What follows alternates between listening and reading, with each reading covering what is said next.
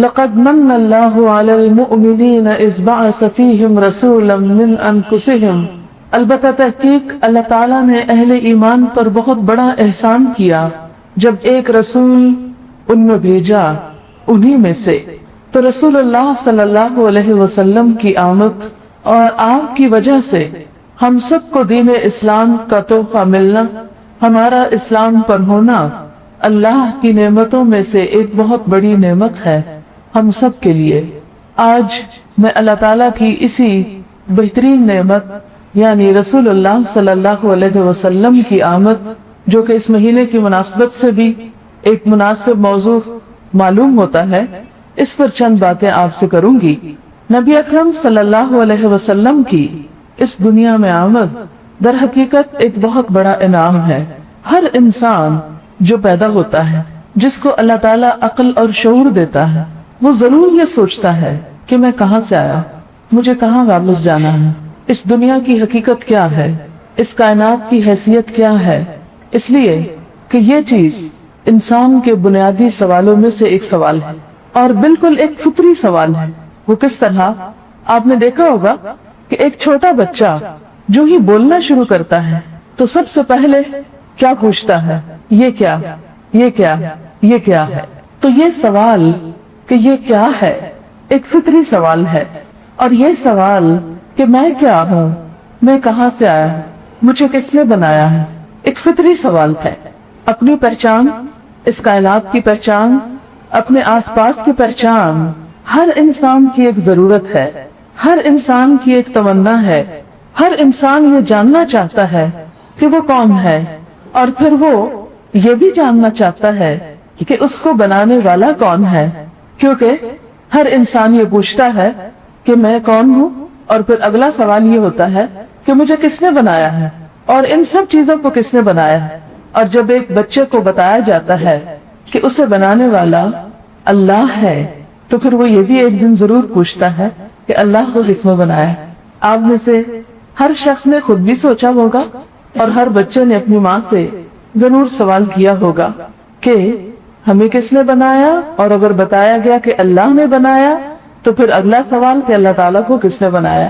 انسان کے اندر اس دنیا کی حقیقت کو جاننے کی خواہش ہمیشہ سے رہتی ہے، اور دنیا میں جتنے بھی پیغمبر آئے ہیں ان تمام نے انسانوں کو اسی حقیقت کے بارے میں آگاہ کیا ہے کہ تم دنیا میں کیوں بھیجے گئے، تم دنیا میں کیوں آئے۔ اور آپ نے دیکھا ہوگا کہ وہ قومیں اور وہ لوگ جو اس حقیقت کو نہیں مانتے یا ماننے کو تیار نہیں کہ اس کائنات کا خالق اللہ ہے، تو وہ بھی خاموشی سے بیٹھ نہیں گئے، وہ بھی کائنات کے راز کو جاننے کے لیے بے چین ہیں۔ اور آپ کو معلوم ہوگا کہ اس کائنات کی حقیقت، اس کی اوریجن، اس کی ابتدا، ان سب کو جاننے کے لیے ان سب لوگوں نے جو اللہ کو نہیں مانتے، جو اللہ کے پیغمبروں کو نہیں مانتے، جب اپنی عقل اور اپنی تحقیقات کے ذریعے اس دنیا کی حقیقت کو معلوم کرنے کی انہوں نے کوشش کی، تو ان کی یہ کوشش ان کو کتنی مہنگی پڑتی ہے، اس کا آپ اندازہ اس سے لگا سکتے ہیں کہ 10 اکتوبر 1980 کو نیو میکسیکو میں دنیا کی سب سے بڑی دوربین نصب کی گئی۔ دوربین کیا ہوتا ہے؟ کہ جس کے ذریعے دور کی چیزیں بڑی ہو کر واضح ہو کر ہمارے سامنے آ سکیں، کیونکہ انسان ابھی خود تو اتنے پر بازو نہیں رکھتا کہ اڑ کے وہاں تک پہنچ سکے، خود جا سکے۔ اس کی آنکھ یا نظر بھی کوتاہ ہے کہ وہ اس آنکھ سے وہ سب کچھ دیکھ نہیں سکتا، لہٰذا پہلے تو اس نے ایسے آلات تیار کیے، ایسے آلات ایجاد کیے کہ جن کے ذریعے یہ تمام چیزیں بڑی ہو کر نظر آئیں اور انسان ان کی حقیقت معلوم کر سکے۔ تو ہم دیکھتے ہیں کہ دنیا کی سب سے بڑی دوربین 1980 میں نصب ہوئی، اور اس کی قیمت $78 ملین تھی۔ $78 ملین۔ یہ کس لیے؟ کیا دیکھنے کے لیے کہ اس دنیا کا کنارہ کہاں تک ہے اور اس کے پیچھے کیا ہے۔ ایک وقت تھا کہ چاند صرف انسان کو سامنے کی طرف سے نظر آتا تھا، لیکن اب ایسی مشینیں ایجاد ہو گئی ہیں کہ جس میں چاند صرف سامنے سے نظر نہیں آتا، اپنے دوسری طرف سے بھی نظر آ سکتا ہے۔ اور اسی طرح انسان یہ چاہتا ہے کہ یہ جو آسمان کا ہمیں پردہ نظر آتا ہے، ہم ذرا اس کے پیچھے جھانک کر دیکھیں وہاں کون ہے، وہاں کیا ہے۔ ہمیں تو انبیاء علیہ السلام نے اس کی بہت سی حقیقتیں مفت میں بتا دی، لیکن جن لوگوں نے اپنی آنکھ سے اپنی عقل سے دیکھنے کی کوشش کی، انہوں نے کیا کچھ خرچ کیا۔ دوربینوں کے علاوہ امریکہ کا ایک خلائی جہاز جس کا نام وائجر تھا، جو دسمبر 1980 میں زحل پر پہنچا، اس کی لاگت $340 ملین تھی۔ یعنی وہاں تک جا کے دیکھنے کے لیے کہ کائنات میں کیا ہے، صرف ایک جہاز بھیجنے کی قیمت کیا تھی؟ $340 ملین۔ امریکہ اور یورپ میں فزکس کی بہترین لیبارٹریز قائم کی گئی۔ یورپ میں پارٹیکل فزکس کی بین الاقوامی لیبارٹری 1981 میں مکمل ہوئی۔ اس کا مقصد تھا کہ اینٹی میٹر کو توڑ کر میٹر میں بدلا جا سکے۔ اس کی لاگت $120 ملین، اور یہ ادارہ ایک اور زیادہ بڑی تحقیقی مشین تیار کرنے کا منصوبہ بنا رہا ہے، جس کی لاگت $550 ملین ہوگی، صرف پروٹون کی تحقیق کے لیے۔ آپ کو معلوم ہے پروٹون کیا چیز ہے؟ ایک ایٹم جو ہے اس میں نیوٹرون بھی ہوتا ہے، پروٹون بھی ہوتا ہے، یعنی ذرہ، جو ایٹم کہتا ہے نا ذرے کو، تو ذرے کو بھی اگر توڑا جائے یا ذرے کو بھی اگر اینالائز کیا جائے تو اس کے اندر پروٹون ہوتا ہے۔ تو اس چھوٹی سی چیز کی حقیقت کو جاننے کے لیے، صرف اس کی تحقیق کرنے کے لیے امریکہ میں ایک مشین بنائی گئی، جس مشین کی قیمت $275 ملین تھی۔ اور یہ ایک لمبی سٹوری ہے کہ میں آپ کو کہاں تک سناؤں کہ ان ساری چیزوں کو بنانے کا مقصد کیا ہے، کہ اس کائنات کی حقیقت کو پایا جائے، اور پھر ہم اپنی حقیقت کو سمجھیں، اور ہم یہ جان سکیں کہ دنیا میں ہمارے فائدے کے لیے کیا کچھ موجود ہے، اور ہمیں کس طرح اس کو استعمال کرنا چاہیے۔ سائنسدان خود کہتے ہیں کہ کس کو یہ جاننے کا شوق نہیں کہ ہم کہاں سے آئے ہیں، ہماری پیدائش کیسے ہوئی ہے، یا اس زمین میں ہم کیوں ہیں۔ کیا ان نظریات کی کوئی قیمت نہیں؟ اور جو کوئی تہذیب کائنات کے بارے میں ان سوالوں کے جواب تلاش کرنے کے لیے تحقیق سے اگر رک جاتی ہے، تو وہ دوسری چیزوں کی تحقیق سے بھی رک جائے گی، کیونکہ سب سے پہلے یہ سوال حل ہونا چاہیے کہ ہم یہاں کیوں آئے اور ہمیں یہاں کیا کرنا ہے، اور یہ دنیا کیسی ہے۔ تو جب تک یہ سوال کا جواب ہمیں نہیں ملتا، ہم باقی چیزوں سے بھی صحیح طور پر فائدہ نہیں اٹھا سکتے۔ اور اس کے لیے لوگوں نے بڑی بڑی قربانیاں دی، بڑی بڑی کوششیں کی، اپنا مال خرچ کیا اور اپنی عمریں لگائیں۔ اور آپ کو معلوم ہوگا کہ فزکس کے میدان میں ایک تحقیق کے نتائج اکثر اوقات 50 سال کے بعد آتے ہیں، یعنی آج جو ریسرچ شروع ہوگی اس کا نتیجہ 50 سال بعد نکلے گا۔ اب جو شخص کام شروع کرے گا، ہو سکتا ہے وہ اس کا نتیجہ دیکھے بغیر ہی فوت ہو جائے، اور پھر اس کے بعد جو 50 سال بعد کام شروع ہوگا وہ اس کے بعد اس کے نتائج آئیں گے۔ اور پھر آپ دیکھیں کہ دنیا میں بڑے بڑے مفکر گزرے، بڑے بڑے سائنسدان گزرے، انہوں طرح طرح کے نظریات پیش کیے۔ اس سائنسدان کو بڑا سائنسدان مانا گیا جو کائنات کی ابدی حقیقت کے بارے میں کچھ بتا سکے۔ کہا جاتا ہے کہ آئنسٹائن کو بہت بڑا آدمی نہیں تھا، لیکن اس کی بہت عزت اور بہت ویلیو اور بہت قدر و قیمت ہوئی، اور اس کی بنیادی وجہ کیا تھی کہ اس کے بارے میں ایک مبصر لکھتا ہے کہ جو شخص کوئی ایسی دریافت کرتا ہے جو ہم کو اس قابل بنائے کہ ہم فطرت کے رازوں کی کوئی گہری جھلک دیکھ سکیں، اس کو بہت زیادہ عزت دی جاتی۔ یعنی سائنٹسٹ میں سے جو سائنٹسٹ فطرت کی حقیقت معلوم کرتا ہے، اس کا مقام اور مرتبہ بہت بڑا ہوتا ہے۔ پھر آپ دیکھیں کہ انسانوں میں سے مختلف انسانوں نے انسانوں کے مسائل کا حل تلاش کرنے کے لیے طرح طرح کی کوششیں کی۔ اور آپ نے دیکھا ہوگا، ایک جسم کی مثال سے آپ سمجھیں کہ ایک جسم کے ایک عضو کا علاج کرنے کے لیے کیا ضروری ہوتا ہے کہ پورا جسم ہمیں معلوم ہو۔ کوئی بھی شخص صرف ناخن کے بارے میں یا ہڈیوں کے بارے میں پڑھ کے ہڈیوں کا ڈاکٹر نہیں بن سکتا جب تک کہ وہ پورے جسم کی سائنس کو نہ پڑھے۔ اسی لیے آپ دیکھیں کہ کوئی بھی اسپیشلسٹ اپنے پہلے مرحلے پر MBBS کرتا ہے اور کئی سال اس میں لگاتا ہے، آپ نے دیکھا ہوگا کہ ہاں کسی کو آئی اسپیشلسٹ بننا ہو یا دانتوں کا ڈاکٹر بننا ہو یا بچوں کی ولادت سے متعلق یا بچوں کا ڈاکٹر بننا ہو، ان سب کو پورے جسم کی حالت کے بارے میں پہلے تعلیم دی جاتی ہے، پھر اس خاص عضو کے بارے میں۔ اگر کوئی بھی ڈاکٹر صرف آنکھ کو مطالعہ کر کے، آنکھ کو اسٹڈی کر کے آنکھ کا علاج کرنا چاہے تو وہ ایک صحیح ڈاکٹر نہیں ہو سکتا، صحیح علاج نہیں کر سکتا۔ اسی طرح اگر ایک عمارت کی اصلاح کوئی کرنا چاہتا ہے تو اس میں بھی جب تک عمارت کی پوری حالت حیت اس کو نہ پتا ہو تو وہ پوری طرح اس کو صحیح طور پر رینوویٹ نہیں کر سکتا۔ تو بات یہ ہے کہ کسی بھی مشین کو پوری طرح جانے بغیر اس کے ایک پرزے کو بھی صحیح نہیں کیا جا سکتا۔ اب مثال کے طور پر آپ دیکھیں کہ راستے میں آتے ہوئے ہماری گاڑی کا تھوڑا ایکسیڈنٹ ہو گیا، تو ڈرائیور بھی ماہر تھا، اسے تھوڑا بہت گاڑی کا حال ہولیا معلوم تھا، پہیا بدلنا، چند اور چیزوں کو آگے پیچھے ٹھوک ٹھاک کے کرنا، لیکن کچھ سمجھ میں نہیں آ رہا تھا کہ اب یہ گاڑی صحیح چل کیوں نہیں رہی، اس کو ہوا کیا۔ آخرکار ہمیں ایک ورک شاپ میں جانا پڑا، اور ورک شاپ میں چھوٹے چھوٹے لڑکے جو ڈرائیور سے کم عمر کے تھے، انہوں نے مل جل کر مختلف پرزے کھول کے اور وہ فالٹ نکال لیا کہ یہاں ہے خرابی، یہ چیز ٹیڑھی ہو گئی ہے، اس کو مرمت کروائیں گے تو یہ گاڑی سیدھی ہوگی۔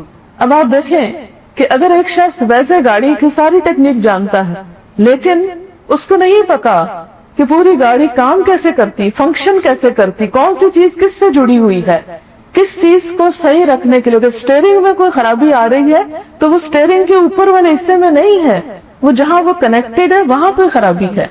تو ایک بھی مشین اصلاح نہیں کی جا سکتی جب تک کہ اس کا پورا حلیہ معلوم نہ ہو، اس کی پوری ٹیکنیک سے واقفیت نہ ہو۔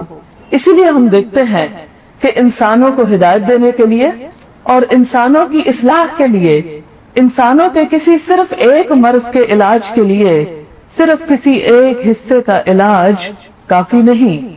اگر ہم یہ چاہتے ہیں کہ ہم اپنے معاشرے کے اندر اقتصادی اصلاحات کریں تو یہ پاسبل ہی نہیں جب تک ہم پورے انسان کی سوچ، اس کے اخلاق، اس کی نفسیات، اس کے کردار، اس کے ماضی، اس کے مستقبل، اور صرف ایک انسان نہیں، پورے معاشرے، پورے علاقے، پوری دنیا کے تمام حالات سے آگاہ نہ ہو۔ اور کسی ایک انسان کے لیے یہ ساری معلومات حاصل کرنا ممکن ہی نہیں۔ آپ دیکھتے ہیں کہ بڑے بڑے اسکالرز اور فلاسفرز پیدا ہوئے ہیں، مثلاً ان میں کارل مارکس کا نام لیا جاتا ہے، ایک بہت بڑا فلسفی تھا۔ کہتے ہیں کہ اس نے زندگی میں اتنا پڑھا تھا کہ زندگی کے آخری 35 سال اس طرح گزارے کہ لندن میں برٹش میوزیم کے کتب خانے میں صبح وہ سب سے پہلے داخل ہوتا اور شام کو سب سے آخر میں نکلتا، اور 35 سال تک وہ شخص اس طرح پڑھتا رہا۔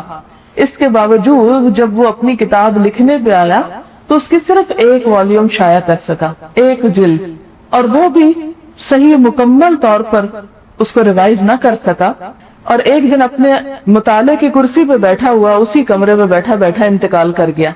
35 سال کا علم اس کے ساتھ ہی دفن ہو گیا۔ پھر اسی طرح ہم دیکھتے ہیں کہ بعض فلسفی جو تھے، بعض اسکالرز جو تھے، وہ اس سے بھی زیادہ وسیع معلومات رکھتے تھے۔ مثلا کارل مارکس کے بارے میں کہا جاتا ہے کہ اس کو 8 زبانیں آتی تھی، یونانی، اطالوی، اسپینش، جرمن، انگریزی، فرینچ، ڈچ، فریشین، اور آخری عمر میں اس نے رشین زبان بھی سیکھنا شروع کی تھی، اور ساری عمر پڑھتا ہی رہا۔ اقتصادیات، فلسفہ، ادب، مذہب، کوئی دنیا کا موضوع ایسا نہیں تھا کہ جس میں اس نے مطالعہ نہ کیا، جس نے 35 سال ایک کمرے میں گزارے۔ ہے ہم میں سے کوئی مسلمان جو 35 سال ایک کمرے میں گزارے؟ کوئی نہیں۔ 35 سال جس شخص نے ایک کمرے میں گزارے، پڑھ پڑھ کے لائبریریاں حفظ کر ڈالی، لیکن اس کے باوجود وہ دنیا کو جو فائدہ پہنچانے کا وقت آیا تو کچھ بھی فائدہ نہ پہنچا سکا۔ صرف ایک کتاب ابھی لکھی تھی، اور اس میں بھی ابھی اس نے صرف جو گزشتہ دنیا کے حالات تھے ان پہ تنقید اور تبصرہ ہی کیا تھا، آگے ابھی اس نے پیش کچھ نہیں کیا کہ انسان کی مشکلات کا حل کیا ہے۔ یہ ہے انسان کی کوشش، انسان کا علم، انسان کی حقیقت۔ تو یہ انسان، یہ عام انسانوں کی بات نہیں ہو رہی، یہ بڑے بڑے انسانوں کی جنہوں نے دنیا کی تاریخ کا رخ موڑا اور جنہوں نے بڑے بڑے نظام پیش کیے، ان کی بات ہو رہی۔ اور آپ کو معلوم ہے کہ اس وقت دنیا میں یہ کوششیں ہو رہی ہیں کہ جس طرح کڈنی ٹرانسپلانٹ ہوتی ہے، آنکھیں ٹرانسپلانٹ ہوتی، ہارٹ ٹرانسپلانٹ ہوتا ہے، اسی طرح اب یہ کوشش کی جا رہی ہے کہ جب کوئی سائنسدان بوڑھا ہو جائے تو اس کی گردن اتار کے کسی نوجوان کھلاڑی کی گردن کی جگہ بدل دی جائے کہ جسم تو موسٹ ایکٹیو ہو اور دماغ اس کا وہ 90 سال کے تجربات والا کو. اور لٹرلی اس پہ تجربات ہو رہے ہیں اور کہا جاتا ہے کہ باقی تجربہ کامیاب ہے، صرف یہ کہ یہ جو ریڑھ کی ہڈی کا جو فلوئڈ ہے یہ نہیں ابھی جوڑ رہا، باقی چیزیں جو ہیں، باقی ہڈیاں اور مسل اور یہ ساری چیزیں جوڑ لی ہیں انہوں نے. لیکن آپ کو معلوم ہے کہ برین کے ساتھ جب تک اس کا کنیکشن نہ ہو ریڑھ کی ہڈی پر پراپرلی، تو پورے جسم کے جو فنکشنز ہیں وہ صحیح طور پر کام نہیں کر سکتے. لیکن انہوں نے کہا کہ اس پر بھی ہم راضی ہیں کہ اگر ایک شخص ہاتھ پاؤں نہیں ہلا سکتا یا زیادہ ایکٹیولی جسم سے کچھ نہیں کر سکتا تو ایٹ لیسٹ وہ جو اس کا دماغ پچھلے سائنسدان کا یہ استعمال کرے گا اور اس کے بعد مزید یہ علم حاصل کرے گا تو ہمیں زیادہ بہتر طور پر بتا سکے گا کہ انسان کو کیا کرنا چاہیے. یہ پینسلوینیا ہے شاید ایک علاقہ جس کے پٹسبرگ اس کا ایک شہر ہے جس میں دنیا کا سب سے مشہور انسانی اعضاء کے ٹرانسپلانٹ کا مرکز ہے اور جہاں پر ایسی کوششیں بھی کی جا رہی ہیں. اب آپ دیکھیں کہ انسان جب اللہ تعالیٰ کی وحی سے منہ موڑتا ہے اور اس وحی سے منہ موڑ کے خود انسانوں کے حالات جان کے تجربے اور علم اور مشاہدے کی روشنی میں اس کائنات کی حقیقت کو سمجھنا چاہتا ہے، اس دنیا کی معرفت کو پانا چاہتا ہے، تو پھر یہ ایسے کام کرتا ہے اور اس کے باوجود وہ انسانوں کو کچھ زیادہ فائدہ نہیں دے سکتا. جیسے کہ پہلے میں نے بات کی تھی نا کہ ایک مشین کو جب تک پورا نہ جانے، ایک جسم کو جب تک پورا نہ جانے تو ایک دانت کا علاج نہیں کر سکتے آپ. بالکل اسی طرح کوئی انسان، کیونکہ انسان کے علاوہ اور مخلوق کا کیا نام لینا، بھینسوں سے یا گدھوں سے تو توقع نہیں کہ انسان کے لیے کوئی قانون ضابطہ بنائیں گے، انسان ہی بنائیں گے نا. اور انسانوں میں بھی ذہین ترین انسانوں کا یہ حال ہے. جب کوئی انسان اپنے ماضی اور مستقبل کے بارے میں بھی پوری طرح نہیں جانتا، اس کائنات کے ماضی اور مستقبل کے بارے میں نہیں جانتا، تو کیسے بتا سکتا ہے کہ انسان کے لیے فائدے کی چیز کیا ہے اور نقصان کی چیز کیا ہے؟ وہ انسان کو کوئی اچھا قانون یا نظام کہاں سے دے سکتا؟ نہیں دے سکتا، اس لیے کہ اس کا علم، اس کا تجربہ، اس کا مشاہدہ سب کچھ محدود ہے. اس کے لیے ہمیں ضرورت پڑتی ہے کہ ہم کسی اور ہستی سے رجوع کریں جس کا علم بھی مکمل ہو. ابھی میں نے بات کی نا کہ ایک پروٹون کی تحقیق کے لیے اتنی قیمتی مشین، کئی ملین، $275 ملین کی مشین لگائی گئی ہے. تو اسی سے اندازہ لگائیں وہ جو آیت الکرسی میں آتا نا وَلَا يُحِيطُونَ بِشَيْءٍ مِّنْ عِلْمِهِ إِلَّا بِمَا شَاءَ، کہ لوگ اللہ کے علم میں سے کچھ بھی احاطہ نہیں کر سکتے مگر جتنا وہ خود چاہتا ہے. ایک پروٹون کی تحقیق تو ابھی تک وہ کر نہیں سکا، اپنے بارے میں کیا جانے. اور سائنسدان اس بات کا اعتراف کرتے ہیں کہ جو ہماری معلومات میں اضافہ ہوتا ہے یوں محسوس ہوتا ہے کہ ہماری جہالت اور بڑھ رہی، ہمیں اپنی جہالت کا اور زیادہ اعتراف ہوتا ہے.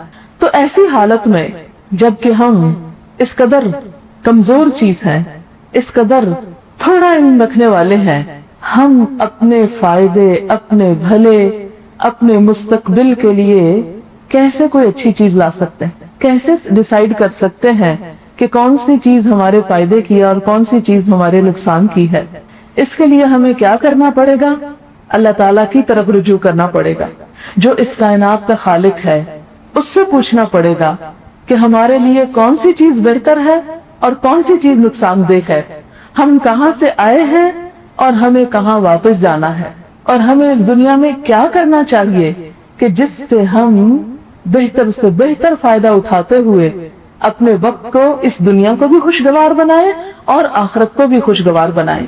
اس کے لیے اللہ تعالیٰ نے انسان کی یہ ضرورت پوری کرنے کے لیے سائنسدان نہیں بھیجے، پیغمبر بھیجے ہیں، پیغمبروں کو بھیجا ہے. اور نبی صلی اللہ علیہ وسلم کو خاص طور پر اس کام کے لیے مبعوث کیا کہ ہدایت کو مکمل کر دیا جائے. اور ربیع الاول کا یہ مہینہ ایک خوبصورت مہینہ ہے جس میں اللہ تعالیٰ نے نبی اکرم صلی اللہ علیہ وسلم کو ہمارے لیے رحمت بنا کر بھیجا اور فرمایا وَمَا أَرْسَلْنَاكَ إِلَّا رَحْمَةً لِلْعَالَمِينَ، کہ کہ ہم نے آپ کو تمام جہانوں کے لیے رحمت بنا کر بھیجا۔ لقد من اللہ علی المؤمنین اذ بعث فیہم رسولا من انفسہم یتلو علیہم آیاتہ ویزکیہم ویعلمہم الکتاب والحکمہ وان کانوا من قبل لفی ضلال مبین۔ اللہ تعالیٰ کا ایمان والوں پر بڑا ہی احسان ہے۔ اللہ تعالیٰ اس بات کو احسان قرار دیتے ہیں، اے ایمان والو تم پر ایک بہت بڑا احسان ہے۔ کیا؟ اذ بعث فیہم رسولا منہم، جب اس نے ایک رسول بھیجا جو انہی میں سے ہے، یعنی ایک انسان کو منتخب کیا کہ جو اسی معاشرے سے تعلق رکھتا ہے، اور وہ کیا کرتا ہے؟ یتلو علیہم آیاتہ، ان پر اللہ کی آیات پڑھ کر سناتا ہے، وَيُزَكِّيهِمْ، اور ان کا تزکیہ کرتا ہے، وَيُعَلِّمُهُمُ الْكِتَابَ وَالْحِكْمَةَ، اور انہیں کتاب اور حکمت کی تعلیم دیتا ہے، وَإِن كَانُوا مِن قَبْلُ لَفِي ضَلَالٍ مُبِينٍ، اور بے شک اس سے پہلے وہ کھلی گمراہی میں مبتلا تھے۔ تو اس سے کیا پتہ چلتا ہے کہ نبی صلی اللہ علیہ وسلم کی تعلیمات سے ہٹ کر لوگ بھٹک رہے تھے، بھولے ہوئے تھے۔ آپ کو معلوم ہے کہ دلال کا معنی عربی زبان میں صرف گمراہ ہونا نہیں ہے، دلال کا معنی عربی زبان میں بھٹکنا، حیران پریشان ہونا۔ جیسے دنیا اس وقت نبی صلی اللہ علیہ وسلم کی آمد سے پہلے حیران تھی، پریشان تھی، بھٹک رہی تھی، گمراہ تھی، بالکل آج بھی دنیا نبی صلی اللہ علیہ وسلم کے پیغام کے بغیر، آپ کی تعلیمات کے بغیر، آپ کی لائی ہوئی کتاب کے بغیر، آپ کی سنت اور آپ کی سیرت کے بغیر آج بھی بھٹک رہی، حیران اور پریشان ہے، دکھی ہے، اور بڑی بڑی رقمیں خرچ کی جا رہی ہیں یہ معلوم کرنے کے لیے کہ ذرا جھانک کے دیکھے اس آسمان کے پیچھے کیا، اور مرنے کے بعد ہم نے کہاں جانا ہے، اور مرنے کے بعد انسان کے ساتھ کیا گزرتی ہے، کیا بیتتی ہے۔ تو اس سے اور زیادہ احساس ہوتا ہے کہ اللہ کا کتنا بڑا احسان کہ ہم نے کچھ بھی خرچ نہیں کیا اور ہم کو اصل حقیقت پتہ چل گئی، ہمارے ہاتھ سے کچھ بھی نہیں گیا، اور اللہ کے رسول صلی اللہ علیہ وسلم کی شکل میں ہمیں حقیقت کا علم دے دیا گیا، اس پردے کے پیچھے کا علم دے دیا گیا، اس آسمان کے پیچھے کے بارے میں بتا دیا گیا۔ خود نبی صلی اللہ علیہ وسلم کو 7 آسمانوں کی سیر کرائی گئی، معراج کروائی گئی، آپ کی آنکھوں سے وہ سب کچھ دکھا دیا گیا، اور آپ کا اس پر 1 روپیہ بھی خرچ نہیں آیا۔ جب براق کے اوپر اللہ تعالیٰ نے جبریل علیہ السلام کے ذریعے آسمانوں تک آپ کو پہنچایا تھا، آپ کو ابو میں نے بتانا ایک وائجر کے لیے کئی $ملین خرچ کیے گئے جو جا کے زحل کی حالت معلوم کرے، اور اللہ کے رسول صلی اللہ علیہ وسلم کو وہاں پر پہنچایا گیا بغیر کسی مادی رقم کے خرچ کیے۔ کیا یہ اللہ کا ہم سب پر احسان نہیں؟ ہم کتنی خوش قسمت قوم ہیں، کتنی خوش قسمت امت ہیں کہ ہمارے پاس اللہ کے رسول صلی اللہ علیہ وسلم کی سیرت اور سنت محفوظ ہے۔ آپ کو شاید اس بات کا اندازہ نہیں کہ وہ قومیں جو اس حق کے پیغام کے بغیر زندگی بسر کر رہے ہیں، وہ لوگ جو دین سے منہ موڑ کے زندگی بسر کر رہے ہیں، وہ کتنی ہلاکت، کتنی مصیبت، کتنی پریشانی اور کتنے دکھ کا شکار ہے۔ آپ کو شاید پہلے بھی میں نے بتایا ہو کہ اسکینڈینیوین کنٹریز میں دنیا کی مادی ضرورت ہر عیش و عشرت کی انتہا ہے۔ سویڈن اور ناروے وغیرہ جو ممالک ہیں، اس میں کچھ افغانی، جب یہ افغان جہاد ہو رہا تھا تو یہاں سے کچھ افغانیوں نے پناہ لینے کے لیے ناروے اور سویڈن وغیرہ چلے گئے، تو انہوں نے وہاں سے پھر رابطہ کر کے یہاں پر بتایا کہ کس طرح ان کو کیا کچھ ملا ہے، حالانکہ وہ یہاں ایک دوسرے ملک کے لوگ تھے۔ جب انہیں پناہ دی گئی تو انہوں نے بتایا کہ اگر کسی کے 5 بچے ساتھ تھے تو 5 کمروں کا گھر اس کو ملا، 3 بچے ساتھ تھے تو 3 کمروں کا گھر۔ ایئرپورٹ سے جو گاڑی لینے کے لیے گئی وہ گاڑی ان کی ذاتی گاڑی قرار پائی، اور اس کے علاوہ عیش و عشرت کا ہر سامان، ٹیلی ویژن، فریج، ہر وہ چیز جس کی انسان تمنا کرتا ہے وہ ان اپارٹمنٹ سے وہ پہلے سے ہی موجود تھی۔ جیسے آج کی دنیا میں کوئی دنیاوی سہولتوں کی کیا تمنا کر سکتا ہے، وہ ساری تمنائیں اس ملک میں ہر انسان کی پوری ہوتی۔ پھر سیکس کے معاملے میں اتنی آزادی ہے کہ باپ اگر بیٹی سے کچھ کرنا چاہے، بیٹی باپ سے، بھائی سے، کوئی کسی کے ساتھ کوئی روک ٹوک نہیں، حکومت کی طرف سے کھلی چھٹی، یعنی انسان کی ہر خواہش پوری ہو رہی۔ اور آپ کو یہ سن کر حیرانی ہوگی کہ دنیا میں سب سے زیادہ خودکشی کا ریٹ انہی ممالک میں سب سے زیادہ انسان اپنے آپ کو قتل وہیں پر کر رہا ہے. یہ کتنے افسوس کی بات ہے. کس چیز کی کمی ہے؟ اگر انسان کی خوشی کا انحصار صرف دنیا کی مادی نعمتیں ملنے پر ہوتا تو کیا انسان اپنے آپ کو ہی ہلاک کر ڈالتا؟ تو بات یہ ہے کہ وَإِن كَانُوا مِن قَبْلُ لَفِي ضَلَالٍ مُبِينٍ، کہ اس سے پہلے وہ کھلی گمراہی میں تھے. اور آج بھی وہ لوگ جن کو محمد رسول اللہ صلی اللہ علیہ وسلم کا پیغام نہیں پہنچا، آج بھی وہ کھلی گمراہی میں مبتلا ہے. خواہ وہ ترقی کے کس عروج کو جا پہنچے، چاند چھوڑ مریخ اور اس سے بھی اوپر کیوں نہ چلے جائیں، لیکن جب تک ان کو یہ جواب نہیں ملتا کہ وہ کہاں سے آئے ہیں، کس نے بھیجا ہے، کہاں جانا ہے، کیا کرنا ہے دنیا میں رہ کے، اس وقت تک ان کی پریشانی کا خاتمہ نہیں ہو سکتا. اور وحی الہی کے علاوہ کوئی طریقہ ہے نہیں کہ انسان اس کائنات کے رازوں سے پردہ اٹھا سکے اور اپنے رب کی معرفت حاصل کر سکے، اپنی معرفت حاصل کر سکے، اپنے آپ کو پہچان سکے. اس کے لیے کیا ضروری ہے کہ کیا کرے؟ اس راستے کو پکڑ لے، اس انسان کو پکڑ لے، اس ذریعے کو تھام لے، محمد رسول اللہ صلی اللہ علیہ وسلم کو، کہ جن کے ذریعے اللہ تعالیٰ نے ہم تک ہدایت بھیجی. ان سے اپنا تعلق مضبوط کر لے، ان سے اپنا تعلق درست کر لے. اور جب تک آپ صلی اللہ علیہ وسلم سے ہمارا تعلق صحیح بنیادوں پر استوار نہیں، اس وقت تک ہمیں ہدایت حاصل ہو ہی نہیں سکتی. ہمارے معاشرے میں دو اسٹریمز ہیں. ہمارے معاشرے کے اندر کیا ہے؟ دو انتہائیں ہیں. ایک انتہا کیا ہے کہ جس میں حضور صلی اللہ علیہ وسلم کی ضرورت ہی محسوس نہیں کی جاتی. وہ کہتے ہیں قرآن ہمارے لیے کافی ہے، اور وہ قرآن کو اپنی عقل سے من مانے مطلب پہنانا چاہتے ہیں، کبھی ڈکشنری کی مدد سے، کبھی کسی اور چیز سے. ان کے نزدیک حدیث اور سیرت کا کوئی مقام نہیں، کوئی ضرورت ہی نہیں. وہ سمجھتے ہیں شاید وہ اپنی عقل کے ساتھ وہ ساری گتھیاں سلجھا لیں گے کہ جو انہیں سلجھانی چاہیے. یہ ایک انتہائی رویہ ہے.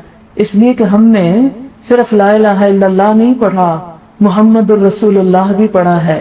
اور جب تک ہم محمد الرسول اللہ کو نہ مانے، صلی اللہ علیہ وسلم کو اپنا رہبر، اپنا رہنما، اپنا محبوب، اپنا نبی تسلیم نہ کریں، اس وقت تک ہدایت حاصل ہو بھی نہیں سکتی. قل ان کنتم تحبون اللہ فاتبعونی یحببکم اللہ. آپ کہہ دیجئے اگر تم اللہ سے محبت کرتے ہو، دین کے راستے پہ چلنا چاہتے ہو تو کیا کرو؟ فاتبعونی، آؤ میرا اتباع کرو، نبی صلی اللہ علیہ وسلم کے پیچھے چلو. جب تک آپ کو نہیں تھاما، آپ کے پیچھے نہیں چلے، اس وقت تک دین مکمل ہی نہیں ہوا. وہ بھی بھٹکے ہوئے ہیں. اس لیے کہ جو ہمیں وہاں تک پہنچانے والا ہے، جو ہمارا رہنما ہے، گائیڈ ہے، اس کو چھوڑ کے ہم اپنی مرضی کا راستہ اختیار کر رہے ہیں. بھلا منزل تک کیسے پہنچیں گے؟ پہنچ سکتے ہی نہیں.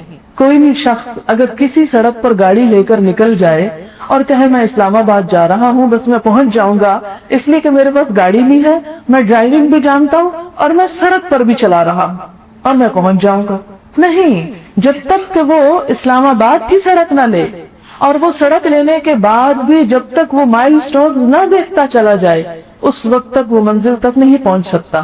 میں عموماً ایک مثال دیا کرتی ہوں کہ اگر کوئی شخص 4 گھنٹے اپنے ہی شہر میں گاڑی دوڑا کر گھر پہنچ جائے تو کیا وہ منزل پہ پہنچ سکے گا؟ کیا وہ سمجھے گا کہ میری منزل آ گئی؟ کبھی نہیں. رات ہمارے ساتھ ایسے ہوا، تقریباً 3-4 گھنٹے ایئرپورٹ پہ آنے جانے میں، گھومنے پھرنے میں ہم نے لگا دی، اور آخر گھر جا کے بیٹھ گئے تو فلائٹ کینسل ہو گئی. تو میں ہنس رہی تھی بیٹھ کے کہ یہ مثال میں عموماً لوگوں کو دیتی تھی کہ 4 گھنٹے اپنے شہر میں پھرنے سے دوسرا شہر نہیں آتا. اس کے لیے ضروری ہے کہ اس شہر کی سڑک اختیار کی جائے. وہ ذریعہ اور وہ طریقہ اور وہ رہنما.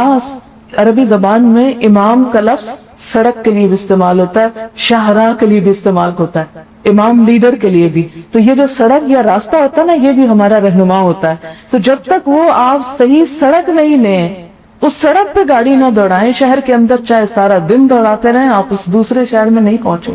اسی طرح اگر کوئی شخص اچھے کام کرے لیکن محمد رسول اللہ صلی اللہ علیہ وسلم کی رہنمائی کے بغیر کرتا ہے، آپ کے طریقے کے علاوہ کرتا ہے، تو وہ منزل تک کبھی پہنچ سکتا ہی نہیں، جتنی مرضی محنت کر لے. जितनी चाहे कोशिश कर ले, जितना मर्जी ज़हीन को 10-20 ज़बानें जानता हो, दुनिया के हाईएस्ट डिग्रीज क्यों ना रखता हो, सबसे अक्लमंद इंसान हो, और वो सोचे कि मैं अपनी अकल के जरिए रास्ता पालूंगा, अपने माल के जरिए पालूंगा, नहीं, कभी नहीं पा सकता। ये भटक रहे हैं ना, मिलियंस डॉलर्स खर्च करके, नहीं पता चला कि जाना कहाँ है, हकीकत कहाँ है, अंजाम क्या है हमारा, और हमें उस अंजाम को सामने रख के यहाँ क्या करना चाहिए। तो जिस तरह ये नहीं पहुंचे, अगर कोई भी इंसान यही तरीका इख्तियार करेगा तो असल मंजिल कामयाबी को नहीं पहुंच सकता। जितने भी लोग यहाँ पर मौजूद हैं, इस नुक्ते को अच्छी तरह समझने कि जब तक मोहम्मदुर रसूलुल्लाह सल्लल्लाहु अलैहि वसल्लम का दामन नहीं थामेंगे, आपको अपना रहनुमा नहीं बना, आपको नहीं पकड़े, उस वक्त तक जन्नत तक पहुंचना महाल, अल्लाह की रजा को पाना महाल, नामुमकिन।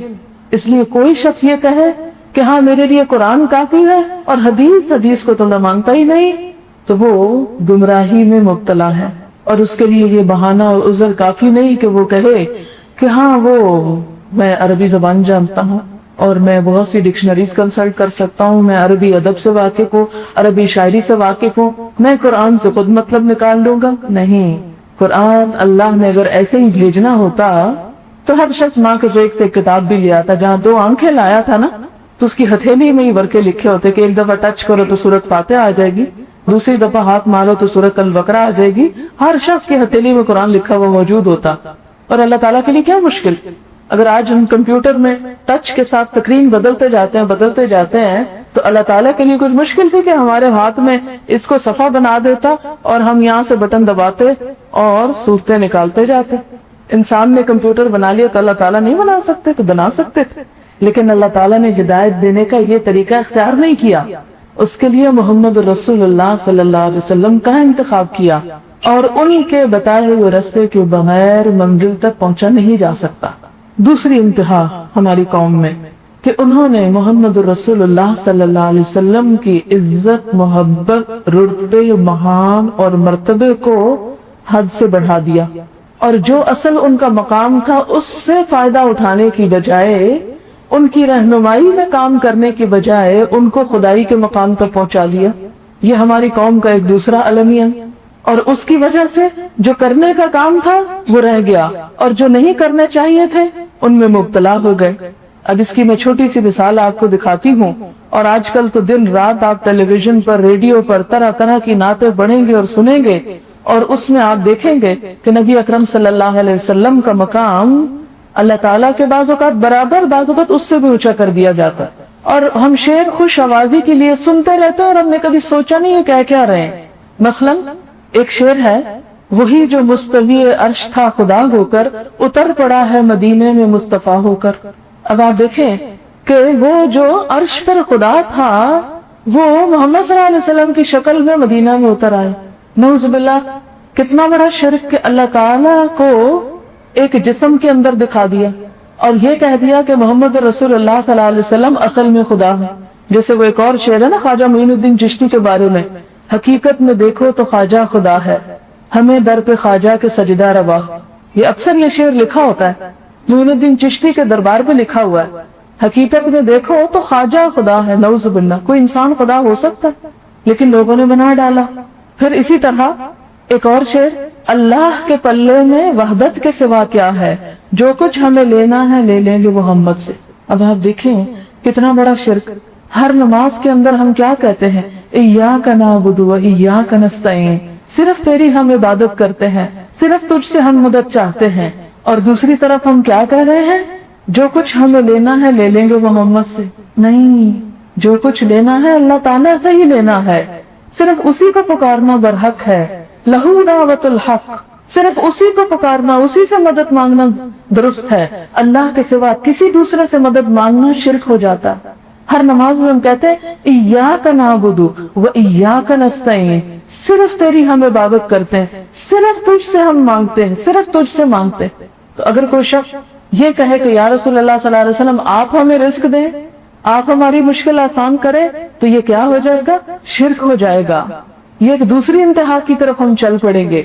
फिर इसी तरह एक और शेर, یہ اصل میں سب شرکیہ شعر ہے، لیکن میں اس لیے سنا رہی ہوں کہ ہمارے ہاں یہ پڑھے جاتے ہیں اور ہم جھوم رہے ہوتے ہیں سن کے، ہمیں پتہ ہی نہیں چلتا پڑھا کیا گیا۔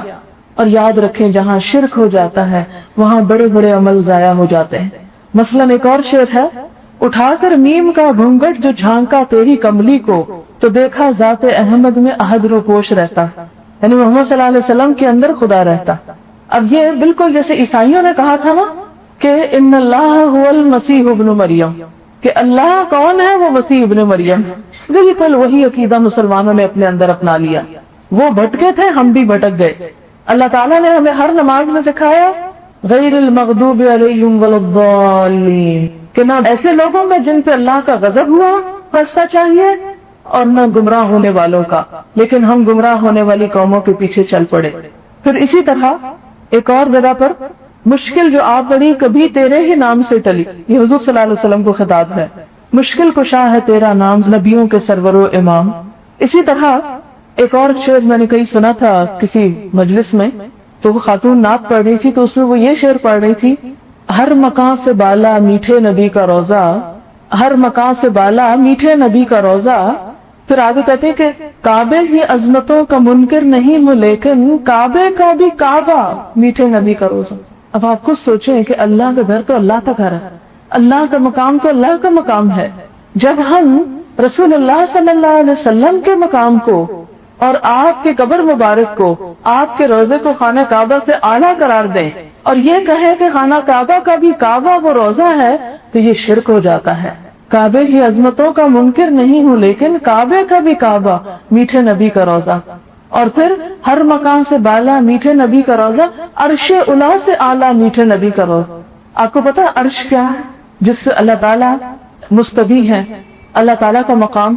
اور اس شعر میں کیا کہا گیا کہ نبی صلی اللہ علیہ وسلم کا جو روزہ مبارک ہے وہ عرش سے بھی بلند ہے۔ یہ ہو سکتا ہے؟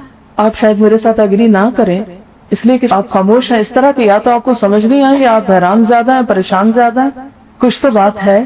میں نے تو جب سنا تھا تو میری تو روح کانپ گئی تھی کہ یہ کیسی بات کہی جا رہی ہے، اللہ تعالیٰ کے غضب کو دعوت نہیں دیتی ہوگی۔ یہ بالکل ایسے نا اللہ تعالیٰ کی حیثیت ایک بادشاہ کی ہے، بالکل اسی طرح اللہ تعالیٰ پوری کائنات کے بادشاہ ہیں۔ اب اگر کسی بھی ہستی کو، خواہ وہ محمد رسول اللہ صلی اللہ علیہ وسلم کی ہستی ہو، اگر ہم یہ کہیں کہ وہ اللہ تعالیٰ سے بلند ہے تو یہ کیا ہوگا؟ شرک بھی ہوگا اور اللہ کے غضب کو دعوت بھی دینا ہوگا۔ اس لیے ہمیں دونوں انتہاؤں کو چھوڑ کر اعتدال کا رستہ اختیار کرنا ہے۔ نہ تو یہ کہنا ہے کہ محمد صلی اللہ علیہ وسلم کی ضرورت نہیں، ہم ان کے بغیر ہی دین سمجھ لیں گے اور حدیث کی کوئی ضرورت نہیں اور یہ سب من گھڑت کہانیاں ہیں، نہ تو ہم یہ کہیں گے اور نہ ہی ہم محمد رسول اللہ صلی اللہ علیہ وسلم کا مقام اللہ تعالیٰ سے بڑھنا ہے یا اللہ کے برابر، کیونکہ اللہ کے برابر کرنا جو ہے وہ کیا ہے؟ شرک۔ اللہ سے بھی بڑھا دینا غلو، حد سے بڑھنا، اور یہ دونوں چیزیں اللہ کے غضب کو دعوت دیتی۔ کہیں ایسا نہ ہو کہ ہم نیکی کماتے کماتے نیکی برباد، گناہ لازم کے مرتکب ہو جائیں۔ اس لیے کیا ضروری ہے کہ ہمارا تعلق نبی صلی اللہ علیہ وسلم کے ساتھ صحیح بنیاد پر قائم ہو، تبھی ہمیں صحیح روشنی حاصل ہوگی، صحیح راستہ نصیب ہوگا اور صحیح منزل پر پہنچیں گے۔ آپ دیکھیں کہ اس وقت میں آپ سے بات کر رہی ہوں اس مائک کے اندر سے، یہ مائک اگر صحیح کنیکشن کے ساتھ نہ جڑا ہوا ہو اپنی اصل کے ساتھ تو آواز اونچی نہیں آ سکتی۔ آپ کو معلوم ہے کہ اس جگہ کی یہ جو تار ہے صرف یہاں نہیں ہے، بلکہ یہ جن سپیکر سے آواز آ رہی ہے نا، اس کے ساتھ بھی اس کا کنیکشن ہے۔ اگر یہ کنیکشن ٹوٹ جائے، چاہے سپیکر لگا رہے، چاہے مائک میں بولتی رہوں، اگر کنیکشن ٹوٹ جائے تو کیا ہوگا؟ آواز نہیں آئے گی، مقصد نہیں پورا ہوگا۔ اگر وولٹیج کم ہو جائے تو بھی مقصد پورا نہیں ہوگا، اگر وولٹیج زیادہ ہو جائے تو بھی مقصد پورا نہیں ہوگا، فیوز اڑ جائے گا۔ وولٹیج کم ہوگا، آواز بھی نہیں آئے گی، وولٹیج ہے نہیں، کچھ پتہ نہیں چلے گا۔ اس لیے کسی بھی چیز سے صحیح فائدہ اٹھانے کے لیے کیا ضروری ہے کہ اس کے ساتھ تعلق درست ہو، ہمارا کنیکشن پراپرلی جڑا ہوا ہو۔ اگر وہ کنیکشن درست نہیں تو آپ دیکھیں گے کہ تعلق بھی درست نہیں، تعلق درست نہیں تو محمد رسول اللہ صلی اللہ علیہ وسلم کی ذات، جنہیں اللہ تعالیٰ نے تمام انسانوں پر فضیلت عطا کی، تمام انبیاء پر فضیلت عطا کی، वो उनकी जात से हम सही रहनुमाई और सही इस्तेफादा कर ही नहीं सकते। आपके घर में बेहतरीन से बेहतरीन इम्पोर्टेड वॉशिंग मशीन हो सकती है, लेकिन अगर आप उसको सही तौर पर कनेक्ट नहीं कर सकते तो कपड़े हाथ से धोने पड़ेंगे। पैसे भी गए और साथ एनर्जी बर्बाद हो रही, ख्वारी भी हो रही कि वो जोड़नी नहीं आती या सही जुड़ी हुई नहीं। एक खूबसूरत इमेज है, एक खूबसूरत हस्ती है जिसको हम अडोर कर रहे हैं, जिससे मोहब्बत के दावे कर रहे हैं, जिसका नाम लेने के लिए हम एक रंगीन मजलिस भी सजा लेते हैं, तरह तरह की झंडियां भी लगा लेते हैं, इत्र की बारिश भी करते हैं, फूलों की पत्तियां भी निछावर करते हैं, लेकिन ताल्लुक सही नहीं रखते। अब जो ताल्लुक सही नहीं तो न आप सल्लल्लाहु अलैहि वसल्लम हमसे खुश और न हमारी जिंदगी में वो बहार जो आप सल्लल्लाहु अलैहि वसल्लम लेकर आए थे। इसलिए निहायत जरूरी है कि कुरान और सुन्नत की रोशनी में आज हम ये बात तय करें कि हमारा ताल्लुक आपके साथ क्या होना चाहिए, कैसा होना चाहिए, ताकि हम आपके तरीके पर चलकर अल्लाह के पसंदीदा तरीन इंसान बन सकें। क्योंकि मोहम्मद रसूलुल्लाह सल्लल्लाहु अलैहि वसल्लम अल्लाह के पसंदीदा तरीन इंसान थे। अल्लाह ताला ने हमारे लिए फरमाया, लक़द काना लकुम फी रसूलिल्लाहि उस्वतुन हसना, तुम्हारे लिए अल्लाह के रसूल सल्लल्लाहु अलैहि वसल्लम की जिंदगी में बेहतरीन नमूना है। हसना का लफ्ज़ जो हुस्न से है, खूबसूरत नमूना, ऐसा नमूना कि खुश हो जाओ देखकर कि अगर उनकी सीरत पढ़ो और उन जैसे बन जाओ तो हर एक के लिए बागो बहार हो जाओ। जैसे इकबाल ने भी बंदा मोमिन की तस्वीर कशी करते हुए कहा था ना, जिससे जिगरे लाला में हो ठंडक वो शबनम, कि एक मुसलमान एक बंदा मोमिन क्या होता है कि जिसको देखकर हर एक का दिल ठंडा हो जाता है, हर एक को खुशी नसीब होती है कि आप दूसरों के लिए एक ऐसी चीज हो कि उनके लिए खुशी, सुख, सुकून, मोहब्बत का सामान, ना कि लोग आपको देखते ही भागने लगे, लोग आपको देखते ही परेशान होने लगे और आपसे मुंह मोड़ जाएं। आपको मालूम है कि नबी अकरम सल्लल्लाहु अलैहि वसल्लम की शख्सियत ऐसी थी कि जो देखता था गिरफ्तार हो जाता था, जो देखता था फिर वो आपसे बुग़्ज़ और नफ़रत नहीं रख सकता था, और इसीलिए आपको साहिर कहा जाता था। लोगों ने नबी सल्लल्लाहु अलैहि वसल्लम पर तरह तरह के इल्जाम तराशियां की और आपका मुकाबला करने की कोशिश की और ये साबित करने की कोशिश की कि नऊज़ुबिल्लाह आपका दिमाग चल गया है और आप जादूगर हैं। और कभी काहिन और कभी शायर कहते कि शायरी के जरिए लोगों को मुतासर कर लेते हैं, लेकिन दरअसल वो आपके अखलाक का कमाल था। कुरान खुद बताता है, इन्नका लअला खुलुक़िन अज़ीम, बेशक आप अखलाक की बुलंदियों पर पाइस हैं। मा अंत बिनिअमति रब्बिका बिमजनून, आप अपने रब की नेमत से मजनून नहीं हैं। तो वो खूबसूरत तरीन नमूना, वो अखलाक की बुलंदियों पर पाइज हस्ती, हम उसकी उम्मत हैं। हम खुशकिस्मत हैं कि उनकी लाई हुई किताब भी महफूज, उनकी सुन्नत भी महफूज, उनकी सीरत भी महफूज। आपको मालूम होगा कि इस सदी में भी बेशुमार गैर मुस्लिम ऐसे हैं कि जिन्होंने ईमान न लाने के बावजूद नबी सल्लल्लाहु अलैहि वसल्लम की बेपनाह तारीफ की है। बहुत से हिंदुओं ने आपकी शान में नाते कही हैं। आपको वो मशहूर किताब का तो पता चला ही होगा, अब तो कई साल हो गए उस किताब को। माइकल एच हॉर्ट की किताब है द हंड्रेड्स। उसने 100 लोगों के हालात जिंदगी को जमा किया और ये साबित किया कि सबसे बड़ा इंसान कौन है, और आपको मालूम है उसमें मोहम्मद रसूलुल्लाह सल्लल्लाहु अलैहि वसल्लम नंबर 1 है। इसी तरह एक और किताब है मैन द अननोन, उसमें नबी अकरम सल्लल्लाहु अलैहि वसल्लम के बारे में आता है कि दुनिया का वो वाहिद इंसान जिसने सबसे ज्यादा दिमाग इस्तेमाल किया। आज तक किसी दूसरे इंसान ने इतना दिमाग इस्तेमाल नहीं किया कि उसने मुस्तकबिल के बारे में भी बहुत कुछ बताया, माजी की भी बहुत कहानियां बताई और हाल के इंसानों को जिस तरह सुधारा और उनको बाहम शीरो शकर कर दिखाया। आप देखें, दो झगड़ने वाले लोगों के दरमियान भी सुलह कराना मुश्किल तरीन काम है। तो नबी अकरम सल्लल्लाहु अलैहि वसल्लम का कारनामा देखें कि बहुत सारे लड़ने झगड़ने वाले कबीले जो एक दूसरे की जान के दुश्मन थे, एक दूसरे के मुखालिफ थे, उन सबको एक जगह ला बिठाया, कबाइल को शीरो शकर कर दिखाया। ये कितना बड़ा कारनामा है। आज आप देखें कि दुनिया में सबसे बेहतरीन काम क्या है? इंसानों के अंदर खुशी पैदा करना, इंसानों के लिए बायसे सुकून बनना, इंसानों को दुख नहीं सुख बांटना, ये एक बेहतरीन काम है। لیکن آج آپ کو کتنے لوگ ایسے کام کرتے ہوئے نظر آئیں گے؟ محمد رسول اللہ صلی اللہ علیہ وسلم نے یہی کام کیا تھا. ایک طرف مظلوم عورت کو وراثت میں حصہ دلوایا، اس سے ہر مرد جس طرح چاہے تعلق قائم کر سکتا تھا اسے شادی کے بندھن میں باندھا، 4 سے زائد شادیوں پہ پابندی لگائی، زندہ گاڑی ہوئی بچی کو موت کے منہ سے نکالا، اور اسی طرح دیگر بے شمار اصلاحات کی، چوری، ڈاکے اور الزام تراشی اور ایسا کلچر کہ جس میں انسان کے لیے اذیت ہی اذیت ہے، ان سب چیزوں سے انسان کو نجات دی. یہ سب کچھ محمد رسول اللہ صلی اللہ علیہ وسلم کا کام. ہم انہی کی امت ہیں. یہ تو تھی تمہید، یہ تمہید تھی کہ ہم کون ہیں، کس کی امت ہیں، اور رہنمائی کے لیے ہمیں محمد رسول اللہ صلی اللہ علیہ وسلم کی ذات کی طرف رجوع کرنا ہے. اب میں بتاؤں گی کہ کن کن بنیادوں پر ہمارے کرنے کے کام کیا ہیں. یعنی پہلا حصہ تو ضرورت پر مشتمل تھا، اور دوسرا حصہ کس پر کہ اب ہم کریں کیا. کیونکہ اگر آپ یہاں آئیں اور ایک خوبصورت تقریر سن کے چلے جائیں اور آپ کو یہ بھی یاد نہ رہے کہ ہم کرنے کیا گئے تھے، لے کے کیا آئے اور واپس آ کے ہم نے کرنا کیا ہے، تو یہ سب کچھ ایک شغل میلے سے زیادہ کچھ بھی نہیں رہے گا. اس لیے میں چاہتی ہوں کہ اگر ہم اللہ کے رسول صلی اللہ علیہ وسلم کی محبت میں، اللہ کے دین کے شوق میں یہاں پر جمع ہوئے ہیں، تو ہم اپنی حیثیت پہچاننے کے بعد کچھ عمل کے لیے چند نقطے اپنے ساتھ لے کر جائیں، تاکہ آئندہ ملاقات تک چند چیزیں ہماری عملی زندگی میں کچھ خوشگوار جھونکے لائیں. تب تو ہے فائدہ، ورنہ میرا اتنی دور سے آنے کا اور آپ کے بھی گھر کے کام کاج چھوڑ کے چھٹی کا دن یہاں گوانے کا کچھ بھی فائدہ نہ ہوگا. تو بات یہ ہو رہی تھی کہ محمد رسول اللہ صلی اللہ علیہ وسلم سے ہم اپنا تعلق کن بنیادوں پر استوار کریں. آپ کے ساتھ ہمارا رشتہ، ہمارا تعلق کیسا ہونا چاہیے؟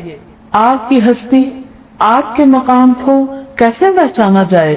قرآن پاک ہمیں اس کے بارے میں کیا حکم دیتا ہے؟ نبی اکرم صلی اللہ علیہ وسلم نے خود اس بارے میں ہمیں کیا بتایا ہے؟ تو سب سے پہلی بات یہ کہ ہمارا اور آپ کا رشتہ ایمان کا رشتہ ہے. رسول اکرم صلی اللہ علیہ وسلم کے ساتھ ہمارا رشتہ ایمان کا رشتہ ہے.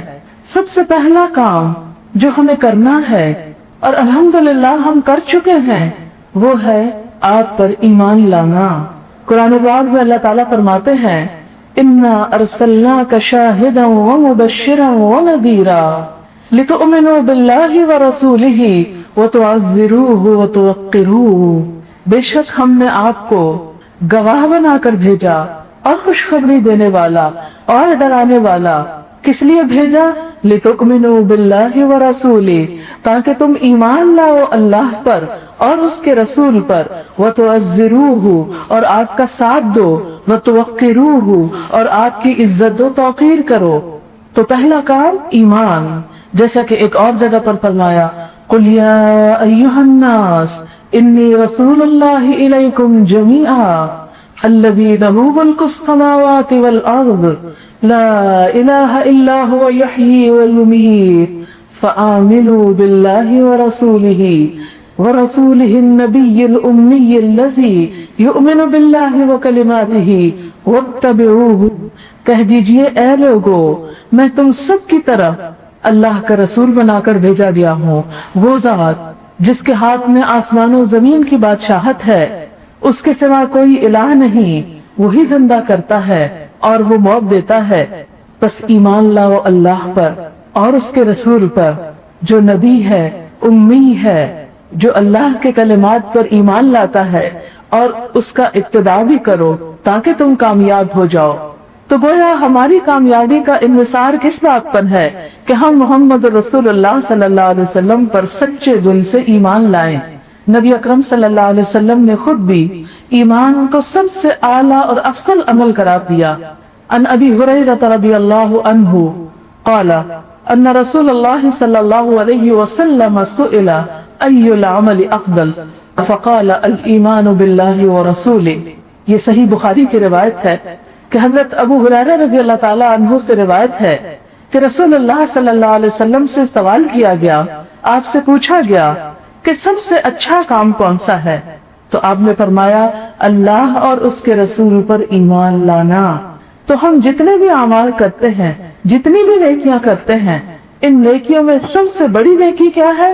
اللہ اور اس کے رسول پر ایمان لانا، کیونکہ جب تک ایمان نہ ہو تو کوئی عمل بھی قابل قبول نہیں۔ آپ دیکھیں کہ کافر اور مشرک بھی بڑے بڑے اچھے کام کرتے ہیں، انہوں نے بھی بڑے بڑے فلاحی ادارے اور منصوبے بنائے۔ مثلا آپ دیکھیں کہ پارٹیشن سے پہلے جتنے فلاحی کام تھے وہ زیادہ تر غیر مسلموں کے ہیں۔ مثلا آج بھی آپ سنتے ہیں لاہور میں گنگا رام ہسپتال، یہ ایک چیریٹی ہاسپٹل تھا، گنگا رام ایک ہندو کا نام ہے، اس نے بنوایا۔ لیڈی ولنگٹن ہاسپٹل، پھر اسی طرح اور بہت سے نام اس طرح کے آپ لے سکتے ہیں۔ لیکن مسلمانوں کے ایسے کام کیوں نہیں؟ سوچنے کی بات ہے نا۔ حالانکہ مسلمان تو اللہ پر ایمان لاتے ہیں اور ان کو معلوم ہے کہ اگر ہم اللہ کی راہ میں 1 روپیہ بھی خرچ کریں گے تو اس کا یقینی طور پر ہمیں صلہ ملے گا۔ لیکن افسوس کے ساتھ یہ کہنا پڑتا ہے کہ امت محمد صلی اللہ علیہ وسلم نے اپنی آخرت پر روپیہ خرچ کرنے کی بجائے اپنی صرف دنیا کی عیش و عشرت اور دنیاوی زندگی کو ہی اپنا ہدف اور اپنی منزل اور اپنا مقام سمجھ کر وہ سب کچھ یہیں پر لگا دینا چاہا۔ آپ دیکھیں کہ نبی اکرم صلی اللہ علیہ وسلم کے زمانے میں آپ حالانکہ ایک تاجر تھے اور بہت کامیاب ترین تاجر تھے۔ آپ کی بیوی حضرت خدیجہ رضی اللہ تعالی عنہا مکے کی مالدار ترین خاتون تھی۔ ایسا نہیں تھا کہ آپ کو غریب فقیر اٹھ کر کھڑے ہو گئے تھے اسلام کی دعوت دینا، نہیں۔ جب آپ نبی بنے تو اس وقت جو اسلام کی تعلیم آپ نے دینا شروع کی تو آپ مکہ کے مالدار لوگوں میں شمار ہوتے تھے، لیکن آپ کا سارا مال اسلام کی تبلیغ، اسلام کی خدمت میں صرف ہو گیا۔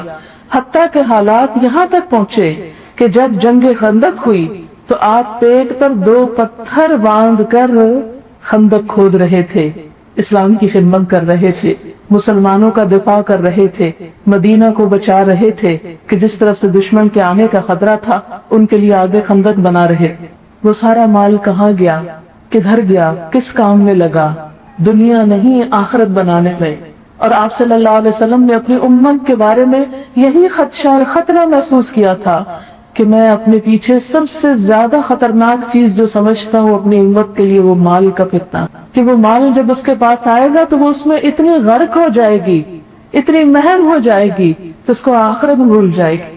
اور جب تک انسان کے سامنے آخرت نہ ہو وہ بڑے بڑے کام کر ہی نہیں سکتا، وہ نیکی کے کام کر نہیں سکتا، اس لیے کہ وہ ایک ایسا ہلا دینے والا زلزلہ ہے، ایک ایسی یقینی چیز ہے کہ جس کو جتنا یقین ہو جائے اس کی زندگی میں اتنی ہی تبدیلی آ جاتی، اس کے تو اندر باہر کے احساسات، جذبات، عمل، گفتگو، ہر چیز بدل جایا کرتی ہے۔ آپ دیکھیے مثلا اس وقت آپ اس ہال کے اندر ہیں، یہاں پنکھے بھی لگے ہوئے ہیں، لائٹس بھی ہیں، وہ پیچھے رنگ برنگی مچھلیاں آپ کو تیرتی ہوئی نظر آ رہی ہیں، مختلف خوبصورت بنانے کی چیزیں بھی آپ کو دائیں بائیں نظر آ رہی ہیں، اور آپ ایک کمفرٹیبل ماحول میں موجود ہیں، اور آپ کے آس پاس آپ کی دوست، رشتہ دار، عزیز، بہنیں، ایک مجلس ہے، ایک اچھی جگہ ہے، آپ کا دل لگا ہوا ہے یہاں۔ اگر اتنے میں تھوڑی دیر کے بعد آپ پیچھے سے دیکھیں کہ ایک شیر آ رہا ہے تو آپ بتائیں کہ پھر بھی اس کمرے کا ماحول اور مجلس یہی رہ جائے؟ اگر ان سارے انسانوں میں صرف ایک شیر آ جائے تو کمرے کا حال کیا ہوگا؟ آپ کے احساسات کیا ہوں گے؟ آپ کے جذبات کیا ہوں گے؟ آپ اپنی جگہ پہ بیٹھے رہ جائیں گے؟ آپ بلب دیکھیں گے یا مچھلیاں دیکھیں گے یا خوبصورت دیواریں دیکھیں گے یا پنکھے کے نیچے ہوا لیں گے؟ کیا کام کریں گے؟ جان بچائیں گے، شیر سے بچے کے، ہے نا؟ پھر کسی کو نہ پنکھا یاد رہے گا اور نہ کوئی خوبصورت سین یاد رہے گا۔ بالکل اسی طرح اس دنیا کی رونقوں میں آخرت کا تصور ایک شیر کی طرح، جس شخص کو اپنی موت یاد رہتی ہے، جس شخص کو اپنی آخرت یاد رہتی ہے، پھر اس کو پنکھے بھول جاتے ہیں، پھر اس کو دنیا کی رونق پر مقابلے بھول جاتے ہیں، پھر وہ مال کا مقابلہ بھول جاتا ہے۔ اسلام نے مال کمانا برا نہیں سمجھا، تجارت کرنا عبادت ہے، لیکن اگر اللہ کے حقوق بھی رہ جائیں اور بندوں کے حقوق بھی مارے جائیں، اولاد کے حقوق بھی ختم ہو جائیں، بیویوں کے حقوق بھی ختم ہو کر رہ جائیں، بیوی شوہر سے غافل، شوہر بیوی سے غافل، بچے باپ سے غافل، باپ بچوں سے غافل، صرف اور صرف دولت اور صرف اس دولت کے ذریعے حاصل ہونے والی عیش و عشرت پہ نظر ہو جائے، ساری کوششوں کا مرکز دوسروں سے آگے نکلنا، تو یہ اسی شخص کو یاد ہو سکتا ہے جس کو وہ شیر بھولا ہوا ہو۔ ان چیزوں میں دل اسی کا لگتا ہے جس کو میں شیر نہیں اور جس کو شیر کی آمد کا احساس ہو جائے، جس کو آخرت کا خوف لگا ہوا ہو، پھر وہ یہ کام نہیں کر سکتا۔ پھر وہ ضرور پیسے کمائے گا، کاروبار کرے گا، لیکن اپنی آخرت کا گھر بھرنے کی فکر کرے گا کہ وہاں جا کے استعمال کرنا، جتنا ڈال سکوں ڈال دوں، یہاں سے وہاں جا کے ڈال نہیں سکوں گا۔ وہ پھر اپنا نقطہ نظر اور اپنا مقصد، اپنی منزل بہت اونچی بنا لیتا ہے۔ دنیا جس کا روٹ دنوب سے ہے، حقیر چیز، کمتر چیز، چھوٹی چیز، جیسے کہ حضرت عمر بن عبدالعزیز کہا کرتے تھے کہ اے دنیا تیرا بڑا بھی چھوٹا ہے، یعنی تیری بڑا سے بڑا حسن، بڑے سے بڑی رونق، بڑے سے بڑا مال و دولت، وہ بھی چھوٹا، اور تیرا چھوٹا کو بہت ہی چھوٹا ہے، تو کوئی چیز ہی نہیں۔ کیا چیز ہے آخرت کے مقابلے میں؟ سمندر کے مقابلے میں ایک قطرہ۔ تو وہ جو سمندر کو بھول کے قطرے کے پیچھے پڑا ہوا، قطرہ اس کے ہاتھ کوئی نہیں آنا، قطرے نے ایواپوریٹ ہو جانا ہے، خشک ہو کر اڑ جانا ہے، اور اسے ہاتھ ہلتے رہ جانا۔ آپ ملینئر بھی ہو جائیں، دنیا بھر میں آپ کے گھر ہو جائیں، دنیا بھر کی رونق اور زینت آپ کے پاس جمع ہو جائے، لیکن قبر میں خالی ہاتھ جہاں صرف وہ ساتھ جائے گا جسے اچھے کاموں میں لگا دیا، جسے اچھے راستے پہ لگا دیا، اور جو باقی فخر کی چیزیں ہیں اور باقی دنیا کے دکھاوے کی چیزیں، وہ تو ہمارے مرنے کے ساتھ ہی ختم ہو جائیں گے، وہ ساتھ ہی مر جاتی، پھر تو وہ دوسروں کا سب کچھ ہو جاتا، ہمارے نام رجسٹریاں لکھی رہ جاتی ہیں، کھاتے لکھے رہ جاتے ہیں، اکاؤنٹ کھلے رہ جاتے ہیں، بینک میں کوئی سٹیٹمنٹ نہیں بھیجی جاتی کہ تیرے اکاؤنٹ میں اتنا زیادہ یہ اتنا کم ہو گیا، تیرا مال اتنا بڑھ گیا اور اتنا گھٹ گیا، نہیں، وہ تو لڑ جھگڑ کر اولاد اور پیچھے رہنے والے آپس میں بانٹ کے توڑ پھوڑ کے لے جاتے ہیں، اور اگر نہ ملے تو رشتے توڑ بیٹھتے، رشتے کاٹ جاتے ہیں۔ ایسی ہے یہ دنیا کو۔ تو بات یہ ہے کہ جب اللہ والوں کے پاس دنیا آتی ہے تو اس سے وہ اپنی آخرت بناتے ہیں، جیسے کہ نبی اکرم صلی اللہ علیہ وسلم اور حضرت خدیجہ نے بنائی تھی۔ آپ کو معلوم ہے حضرت خدیجہ کے ساتھ اللہ تعالیٰ نے کیا پیغام بھیجا؟ ایک دن حضرت جبریل علیہ السلام آئے اور کہنے لگے کہ اللہ تعالیٰ نے حضرت خدیجہ کے لیے سلام بھیجا ہے اور انہیں جنت میں موتیوں کے محل کی بشارت دی ہے۔ موتیوں کا محل، ہمیں تو موتیوں کی ایک مالا مل جائے نا، سچے موتیوں کی، ہم ہر ایک کو گلا کھول کھول کے دکھاتے پھرتے کہ ایک مالا ہے ہمارے پاس موتی، تھوڑے سے اور ہو جائے، چند تھوڑے پاؤں میں پہن لے، کوئی ہاتھوں میں پہن لے، تو تکبر سے مارے مارے پھرتے ہیں کہ سچے موتی پاؤں میں پازیبے پہن کے ہیرو کی پھر رہے ہیں۔ تکبر اور فخر سے ہمارے پاؤں زمین پہ نہیں ٹکتے۔ اس عورت کی شان دیکھیں جسے اللہ نے ہمیشہ کے لیے، ہماری تو دنیا میں کتنے بھی موتیوں کی لڑیاں ہونا یہی رہ جائے، اس عورت کو اللہ نے ہمیشہ کے لیے جنت میں موتیوں کے محل کی بشارت دی۔ کیوں دی؟ اس نے اپنا ذاتی مال اسلام کی راہ میں خرچ کیا تھا، اس نے قربانی کی تھی۔ تو بات میں یہ کر رہی تھی کہ ایسا نہیں تھا کہ نبی صلی اللہ علیہ وسلم نعوذ باللہ کوئی کنگال تھے یا کچھ کھانے کو نہیں ملتا تو سوچا چلو اسلام کو ایک ڈھونگ رچا لیا جائے، سب کچھ تھا، لیکن اللہ کی طرف سے عائد ایک ذمہ داری تھی جس کو اب نبھانا تھا، اور اس کے لیے سب کچھ قربان کرتے چلے گئے۔ تو بات یہ ہے کہ ایمان ایک ایسا جذبہ ہے، ایمان صرف بولنے کا نام نہیں، ایمان ایک ایسا احساس ہے جو انسان کی سوچ بدل دیتا، انسان کا قول بدل دیتا، انسان کا فعل بدل دیتا، انسان کی دلچسپیاں بدل دیتا۔ وہ اس یقین کا نام ہے، اس احساس کا نام ہے کہ جیسے کسی شیر کے آنے پر یقین اور احساس بدلتا ہے، جان کو خطرہ لاحق ہوتا ہے، تو انسان کی ہر ادا بدل جاتی، جس کو آخرت کا خوف لاحق ہو جاتا ہے اس کی ہر ادا بدل جاتی، ہر سوچ بدل جاتی ہے۔ لہذا ایمان کا تعلق نبی صلی اللہ علیہ وسلم کے ساتھ، پھر وہ انسان تو ایسے ایک عام انسان نہیں رہنے دیتا، پھر چین سے بیٹھنے والا انسان نہیں بن سکتا، وہ صرف دنیا کی رونق اور زینت میں کھوب کے نہیں رہ سکتا، وہ اس دنیا کو اپنی منزل نہیں بنا لیتا، وہ تو پھر کہیں اور دیکھتا ہے۔ جیسے ایک صحابی نے کہا تھا نا، حضور صلی اللہ علیہ وسلم سے پوچھا کہ ایک شخص نے کہ اگر میں ایمان لے آؤں اور اللہ کی راہ میں مارا جاؤں تو مجھے جنت ملے گی؟ آپ نے فرمایا یقینی طور پر ملے گی۔ تو کھجورے کھا رہا، کھجورے کھاتے کھاتے پھینک دی، کہا مجھے اس کے پیچھے جنت کی خوشبو محسوس ہو رہی ہے، میں اب دنیا میں نہیں رہ سکتا، اور جا کے جان بازی سے لڑتے لڑتے جان دے دی۔ آج ہم تو تھوڑا سا وقت دینے کو تیار ہیں، ہائے چھٹی کا دن، کیا کریں؟ چھٹی کا دن صرف آپ کے لیے چھٹی کا دن نہیں، میرے لیے بھی چھٹی کا دن ہے۔ لیکن مسلمان کے لیے کوئی چھٹی کا دن نہیں ہوا کرتا، وہ تو چھٹی کے دن اور زیادہ کام کرتا ہے، اس لیے کہ وہ شکر کرتا ہے کہ دنیا کے ہنگاموں سے تھوڑی سی فرصت ملے کہ میں اپنی آخرت بنا لوں، مجھے دنیا سے تھوڑی سی چھٹی ملے کہ میں آخرت بنا لوں، نہ کہ اور تھوڑی سی دنیا بنا لوں، نہیں۔ لہذا ایمان پھر ہے کیا؟ جو اتنی اعلیٰ ترین چیز ہے، جس کی ایسی مٹھاس ہے، ایسی لذت ہے، ایسا احساس ہے، ایسا شعور ہے، اندر کی کیفیات ایسی بدلتی ہیں کہ نگاہیں بدل جاتی، سوچ اور شوق بدل جاتے ہیں۔ تو ہمیں ایمان کی تھوڑی سی حقیقت جان لینی چاہیے۔ ایمان نام ہے معرفت کا، علم کا، یقین کا، تسلیم کا، تصدیق کا، اعتماد اور بھروسے کا۔ ایمان اس وقت تک آ نہیں سکتا جب تک معرفت نہ ہو۔ معرفت کیا تھی؟ پہچان نہ ہو، کسی چیز کی حقیقت نہ پہچانے جب تک۔ اور جب ہمیں پتا چل جائے کہ اچھا یہ آخرت کی حقیقت یہ ہے، اور دوسری طرف آج چکے محمد رسول اللہ صلی اللہ علیہ وسلم پہ بات ہو رہی، محمد رسول اللہ صلی اللہ علیہ وسلم کی حیثیت یہ ہے، مقام ایسا ہے، تو جب ہم ان کا مقام پہچان کر ان سے اپنا تعلق قائم کرتے ہیں تو پھر ان سے اوپر کوئی چیز نظر نہیں آتی، پھر وہی ہمارے ہیرو ہوتے ہیں، وہی ہمارے قائد ہیں، وہی ہمارے لیڈر ہیں، وہی ہمارا سب کچھ ہے۔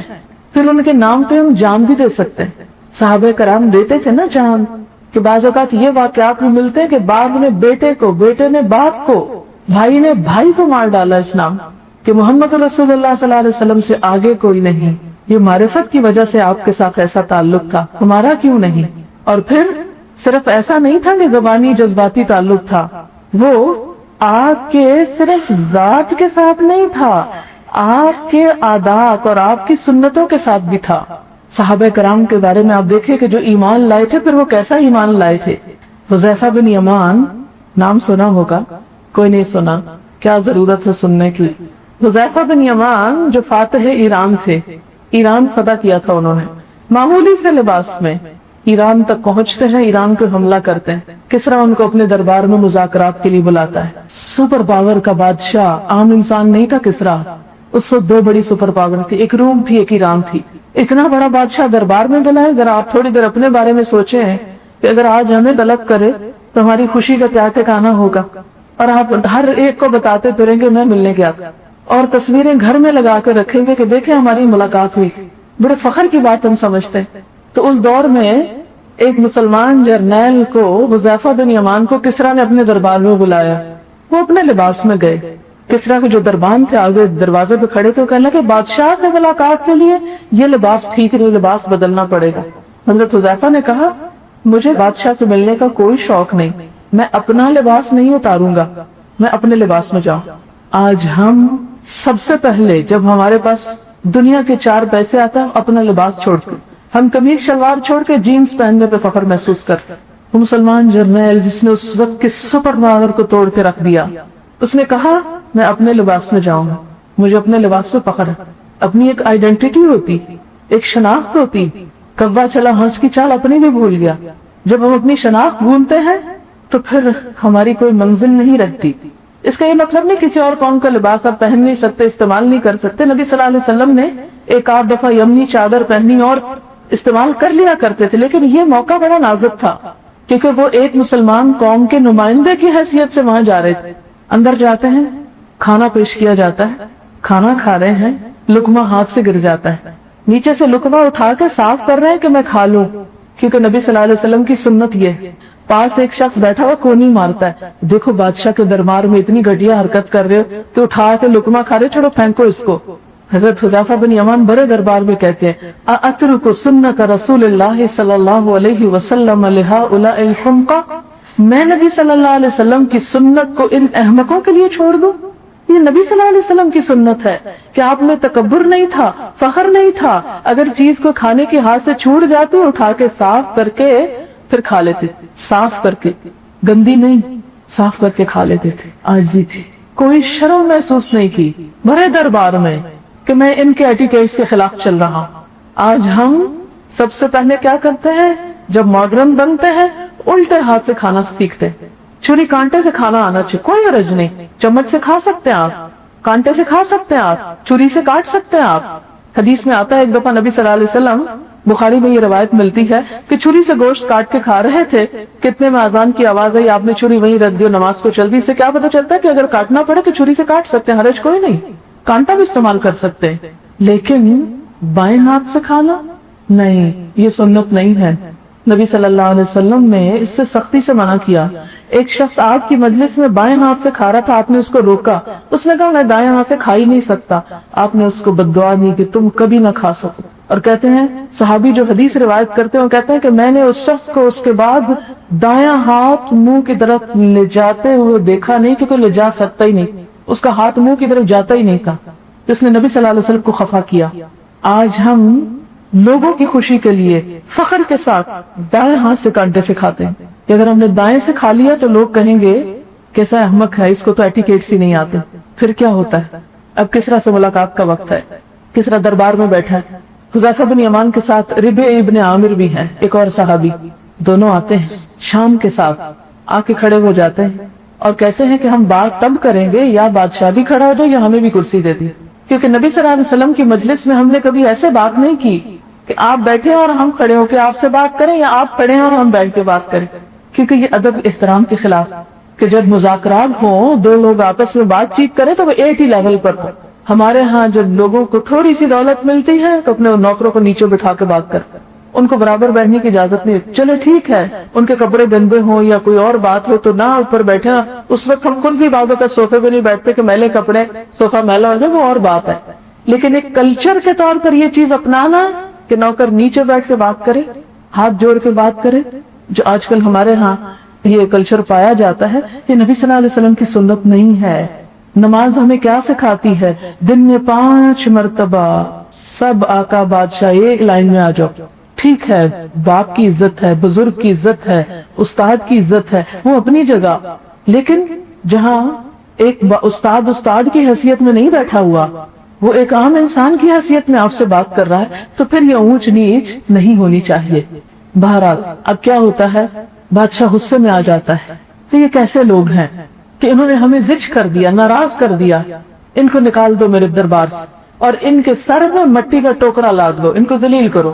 حضرت حذیفہ بن یمان مسکراتے کھڑے، وہ مٹی کا ٹوکرا لاتے ہیں اور ان کے سر پہ رکھواتے ہیں، وہ سر پہ آرام سے اٹھا لیتے اور کہتے ہیں کسرا تو نے اپنے ملک کی مٹی تو ہمیں دے دی، اب دیکھنا تیری زمین کا کیا ہوتا ہے۔ اور وہ ہاتھ ملتا رہ گیا کہ میں نے اپنی مٹی ان کے سر میں رکھوا کے بھیج دی، اب میں نہیں بچتا۔ ایرانیوں نے اس کو بدشگونی قرار دیا۔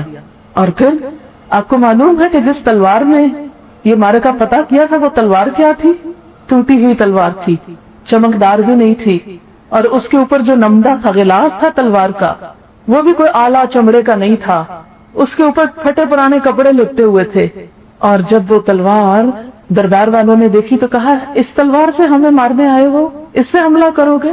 ربیع ابن عامر نے کہا ہاں، تم اس تلوار کو نہ دیکھو، اس کے پیچھے ہاتھ کو دیکھو، تم اپنی سب سے مضبوط ڈھال لے کر آؤ اور میں تمہیں بتا دوں یہ تلوار کیا کام کرتی ہے۔ سب سے مضبوط ڈھال لائی گئی اور ربیع ابن عامر نے صرف ایک وار سے اس کو ٹکڑے ٹکڑے کر دیا۔ یہ تھے مسلمان، اتنی قوت، اتنے جلال، اتنے دبدبے، اتنے مقام والے۔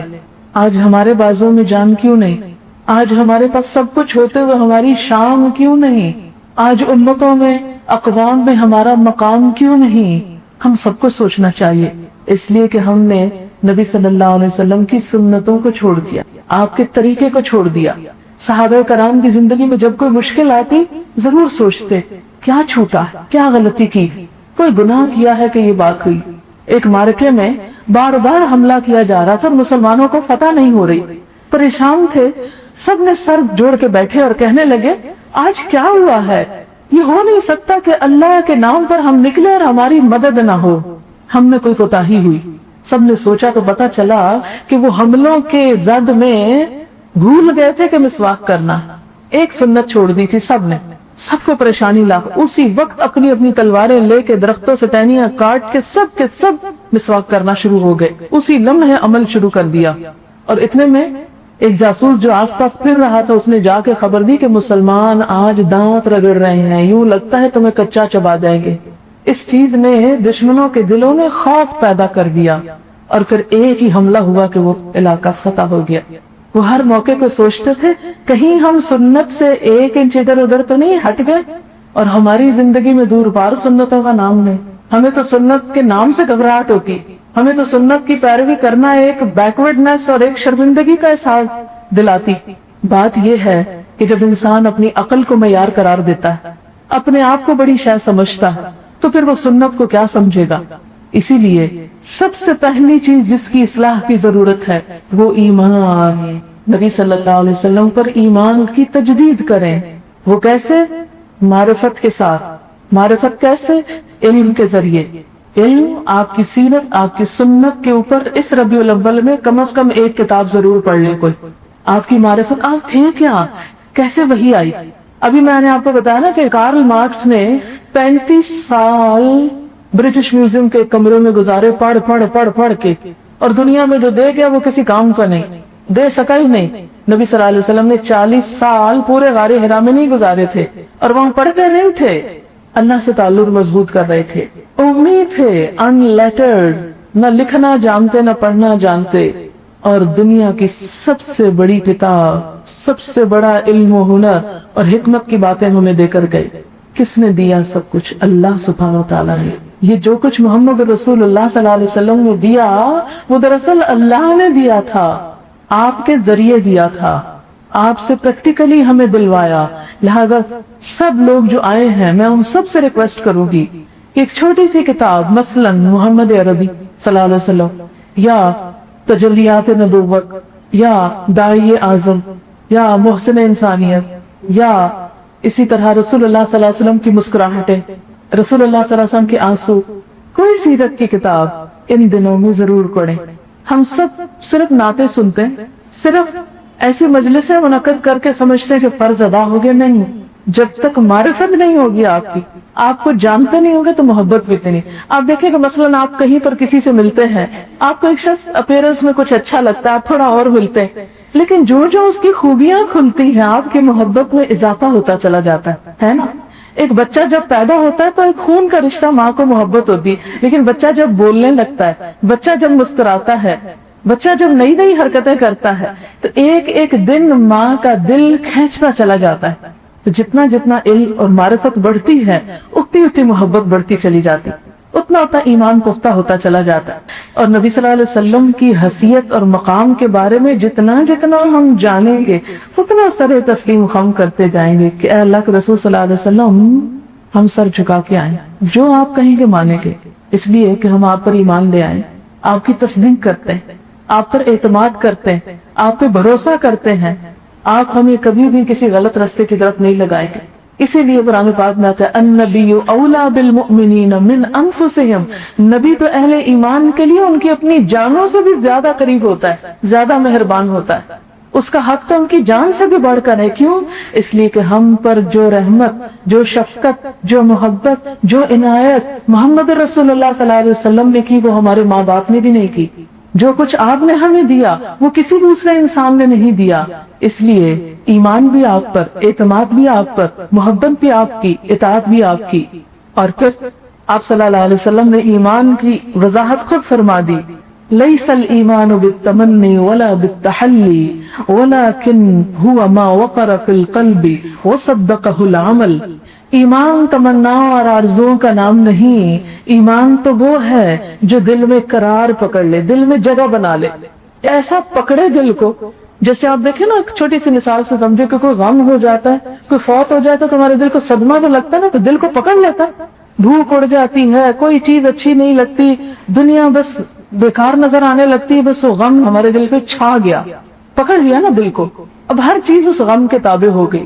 تو اسی طرح نبی صلی اللہ علیہ وسلم کی ذات پر ایمان جب آتا ہے، آپ کی محبت جب آتی ہے وہ دل کو پکڑ لیتی ہے، ہر دوسری چیز چھوٹی نظر آنے لگتی ہے. پھر لہذا فرمایا ما وقر فی القلب، دل میں جگہ بنا لے، وصدقہ العمل، اور عمل اس کی تصدیق کر دے کہ ہاں جو کہا جا رہا ہے وہ بالکل درست کہا جا رہا ہے. پھر اس کے بعد ایمان جو ہے وہ کچھ تقاضے کرتا ہے. کس چیز کے؟ عمل کے، اطاعت کے. فرمایا انما المؤمنون الذین آمنوا باللہ ورسولہ ثم لم یرتابوا، ایمان والے تو وہ ہوتے ہیں جو اللہ اور اس کے رسول پر ایمان لائیں پھر شک میں نہ پڑے. किसी चीज के बारे में शक नहीं, जो बताया सच बताया, ठीक बताया। मेरी अकल में नहीं समझ आता तो मेरी अकल की कोताही होगी। नबी सल्लल्लाहु अलैहि वसल्लम की किसी बात में कोई कोताही नहीं। वजाहदू बिअम्वालिहिम व अनफुसिहिम फी सबीलिल्लाह, और ईमान क्या तकाजा करता है कि वो जिहाद करते हैं अल्लाह की राह में, अपने माल से भी और अपनी जान से भी, दोनों लगा के। बाद तक हम माल दे देते हैं और खुद पीछे हट जाते हैं, नहीं, जान भी और माल भी। बाज़ वक़्त खुद आगे आ जाते हैं और माल नहीं लगाते, दोनों चीजें अल्लाह के रास्ते में लगाने की है। उलाइका हुमुस साबिकून, यही सच्चे लोग हैं। सच्चे ईमान वाले कौन हैं? जो शक नहीं करते, जान और माल से जिहाद करते हैं। ईमान सरासर अमल का नाम है, इताअत का नाम है। सूरत अनफाल में आता है, अतीउल्लाह व रसूलहु इन कुंतुम मुमिनीन, इताअत करो अल्लाह और उसके रसूल की अगर तुम मोमिन हो। इताअत क्या है? बाग मानना, जो आप फरमाए सर तस्लीम खम। फिर मेरी अकल अपनी कुछ नहीं, मेरी मर्जी नहीं, सब आपकी मर्जी। कुरान पाक में अल्लाह ताला फरमाते हैं, वमा आताकुमुर रसूलु फखुज़ूहु, जो रसूलुल्लाह सल्लल्लाहु अलैहि वसल्लम तुमको देते हैं उसको ले लो। ये अल्लाह का हुक्म है। अल्लाह ताला हमसे कह रहे हैं जो आज सल्लल्लाहु अलैहि वसल्लम देते हैं ले लो, उसे छोड़ो मत, और जिस चीज से रोके उससे रुक जाओ, उससे बाज आ जाओ। और फिर एक और जगह पर फरमाया, ऐ लोगों जो ईमान लाए हो, अल्लाह और रसूल की पुकार पर लब्बैक कहो जब तुम्हें ऐसी चीज की तरफ बुलाते हैं जो तुम्हें जिंदगी बख्शने वाली है। यानी आपकी इताअत तो जिंदगी देने वाली है, कामयाबियों से हमकिनार करने वाली है। क्यों डरते हो कि आपकी बात मान के पता नहीं क्या नुकसान हो जाएगा? कुछ नहीं जाएगा। सहाबा कराम नबी सल्लल्लाहु अलैहि वसल्लम के एक इशारे पर, एक चश्मे अबरू पर हर चीज कुर्बान करने को तैयार हो जाते थे। और हिदायत का मेयार भी इसी चीज को करार दिया गया, वह इन तुतीऊहु तहतदू, अगर तुम उसकी इताअत करोगे तो हिदायत पाओगे। यानी कोई शख्स उस वक्त तक हिदायत पर ही नहीं जब तक वो मोहम्मद रसूलुल्लाह सल्लल्लाहु अलैहि वसल्लम की इताअत नहीं करता। और फिर फरमाया, या अय्युहल्लज़ीना आमनू, ऐ लोगों जो ईमान लाए हो, अतीउल्लाह व रसूलहू, अल्लाह और उसके रसूल की इताअत करो, वला तवल्लू अन्हु, और उससे मुंह न मोड़ो, व अंतुम तस्मऊन, हालांकि तुम सुनते हो। सुन सुना के सब बात पता करके फिर मुंह मोड़ के ना चले जाना। वला तकूनू कल्लज़ीना क़ालू समिअना वहुम ला यस्मऊन, और उन लोगों की तरह ना हो जाना जो कहते हैं कि हमने सुना और वो कोई नहीं सुनते। उनके कान सुनते, उनके दिल नहीं सुनते, इसलिए कि वो इताअत जो नहीं करते। अगर कोई किसी की बात सुनकर अमल ना करें तो गोया उसने बात सुनी ही नहीं, सुनी अनसुनी कर दी। और फिर फरमाया, कुल अतीउल्लाह व रसूल फ़इन तवल्लू फ़इन्नल्लाह ला युहिब्बुल काफिरीन, कह दीजिए अल्लाह और रसूल की इताअत करो, फिर अगर तुम मुंह मोड़ोगे तो यकीन रखो कि अल्लाह काफिरों से मोहब्बत नहीं करता। गोया आपकी इताअत से मुंह मोड़ना भी कुफ्र ही का एक दर्जा आ जाता है। नबी सल्लल्लाहु अलैहि वसल्लम ने फरमाया, कुल्लु उम्मती यदखुलूनल जन्नता इल्ला मन अबा, मेरी सारी उम्मत जन्नत में जाएगी सिवाय उसके जो इनकार करे। क़ील व मन अबा या रसूल अल्लाह, आपसे पूछा गया अल्लाह के रसूल सल्लल्लाहु अलैहि वसल्लम ये इनकार किसने किया? काला, आपने फरमाया, मन अताअनी, जिसने मेरी इताअत की, दखलल जन्ना, वो जन्नत में दाखिल हुआ। व मन असानी फ़क़द अबा, और जिसने मेरी नाफरमानी की गोया उसने मेरा इनकार किया। यानी जो मेरी बात ही नहीं मानता तो वो फिर मुझ पे ईमान किस बात का लाया हुआ है? यानी अगर हम जबान से कहें अल्लाह के रसूल सल्लल्लाहु अलैहि वसल्लम, हम आपको अपना रसूल मानते हैं, रहनुमा मानते हैं, और फिर उनसे मुंह मोड़ के दूसरी तरफ चल पड़े तो ये हमारी झूठा इकरार हुआ ना। फिर इसी तरह जो लोग आपकी इताअत न करें उनको सख्त वार्निंग दी गई। फरमाया, यौम तुक़ल्लबु वुजूहुहुम फिन्नार यक़ूलूना या लैतना अताना अल्लाह व अताना रसूला, जिस दिन उनके चेहरे आग पर उलट पुलट किए जाएंगे। उलट पुलट जैसे कबाब तलते हैं, उलट पुलट, और वो कहेंगे, ऐ काश हम अल्लाह और रसूल की इताअत करते, हम बात मान लेते। ये इताअत न करने की सजा बताई गई। एक और जगह पर आता है, यौम यअुद्दु ज़ालिमु अला यदैहि, जिस दिन जालिम अपने दोनों हाथ काटेगा, यक़ूलु, कहेगा, या लैतनी इत्तख़ज़्तु मअर रसूल सबीला, ऐ काश कि मैं रसूल के साथ अपना रास्ता बनाता, रसूल की राह अपनाता सल्लल्लाहु अलैहि वसल्लम। सूरत अन्निसा में आता है, यौम इज़ यवद्दुल लज़ीना कफ़रू व असवुर रसूला लौ तुसव्वा बिहिमुल अर्द व ला यक्तुमूनल्लाह हदीसा, जिस दिन चाहेंगे वो लोग जिन्होंने कुफ्र किया اور انہوں نے رسول کی نافرمانی کی، کاش زمین پھٹ جائے، اس میں سما جائے اور زمین ان کے برابر ہو جائے، اور وہ اللہ سے کوئی بات چھپا نہ سکیں گے۔ سورۃ النور میں فرمایا فَلْيَحْذَرِ الَّذِينَ يُخَالِفُونَ عَنْ أَمْرِهِ أَن تُصِيبَهُمْ فِتْنَةٌ أَوْ يُصِيبَهُمْ عَذَابٌ أَلِيمٌ۔ چاہیے کہ ڈرے وہ لوگ جو اللہ کے رسول کے حکم کی مخالفت کرتے ہیں کہ کہیں ان کو کوئی فتنہ آنا پکڑے، کسی مصیبت میں گرفتار نہ ہو جائیں، یا ان کو دردناک عذاب نہ آ لے۔ اور اس کے برعکس جو لوگ بات مانے ان کے لیے خوشخبریاں کیا، وَمَن يُطِعِ اللَّهَ وَالرَّسُولَ فَأُولَٰئِكَ مَعَ الَّذِينَ أَنْعَمَ اللَّهُ عَلَيْهِمْ مِنَ النَّبِيِّينَ وَالصِّدِّيقِينَ وَالشُّهَدَاءِ وَالصَّالِحِينَ وَحَسُنَ أُولَٰئِكَ رَفِيقًا ذَلِكَ الْفَضْلُ مِنَ اللَّهِ وَكَفَىٰ بِاللَّهِ عَلِيمًا۔ جو لوگ اللہ اور اس کے رسول کی اطاعت کرتے ہوں، ایسے لوگ قیامت کے دن ان لوگوں کے ساتھ ہوں گے جن پر اللہ نے اپنا انعام کیا، انبیاء میں سے، صدیقین میں سے، شہداء میں سے اور نیک لوگوں میں سے۔ اور یہ کتنے اچھے ساتھی۔ اصل میں ہوا یہ تھا کہ ایک شخص حضور صلی اللہ علیہ وسلم سے بہت محبت کرتا تھا، کہتا ہے اللہ کے رسول صلی اللہ علیہ وسلم جب تک میں آپ کی مجلس میں ہوتا ہوں تو میرا دل خوش رہتا ہے، جب میں چلا جاتا ہوں تو میں بے چین ہو جاتا ہوں، میرا اپنی بیوی بچوں میں کوئی دل نہیں لگتا، میں پھر تمنا کرتا ہوں کہ آپ کی مجلس میں آ جاؤں، اور جو ہی میں گھر کے کام کاج سے فارغ ہوتا ہوں میں دوڑا آتا ہوں، پھر بھاگ کے آپ کے پاس آ جاتا ہوں۔ لیکن ہر وقت مجھے ایک غم ستائے جا رہا ہے، اور وہ غم یہ ہے کہ جب آپ بھی دنیا سے چلے جائیں گے اور میں بھی چلا جاؤں گا، یعنی موت آ جائے گی، تو پھر آپ تو اللہ کے پیارے ہیں، آپ کے درجے تو بہت بلند ہوں گے، اور مجھے تو اپنا پتہ بھی نہیں کہ میں جنت میں جاتا بھی ہوں کہ نہیں، اور اگر چلا بھی گیا تو یقینی طور پہ آپ کے درجے تک تو نہیں جا سکوں گا۔ تو اس پر آپ صلی اللہ علیہ وسلم خاموش ہو جاتے ہیں، تو وہ آیت اترتی ہے کہ وہ لوگ جو اللہ اور رسول کی اطاعت کریں گے قیامت کے دن پھر وہ ان کے ساتھ ہوں گے، مع الذین انعم اللہ علیہم، اہل انعام کے ساتھ ہوں گے۔ وآخر دعوانا ان الحمد للہ رب العالمین، سبحانک اللہم وبحمدک، نشہد ان لا الہ الا انت، نستغفرک ونتوب الیک۔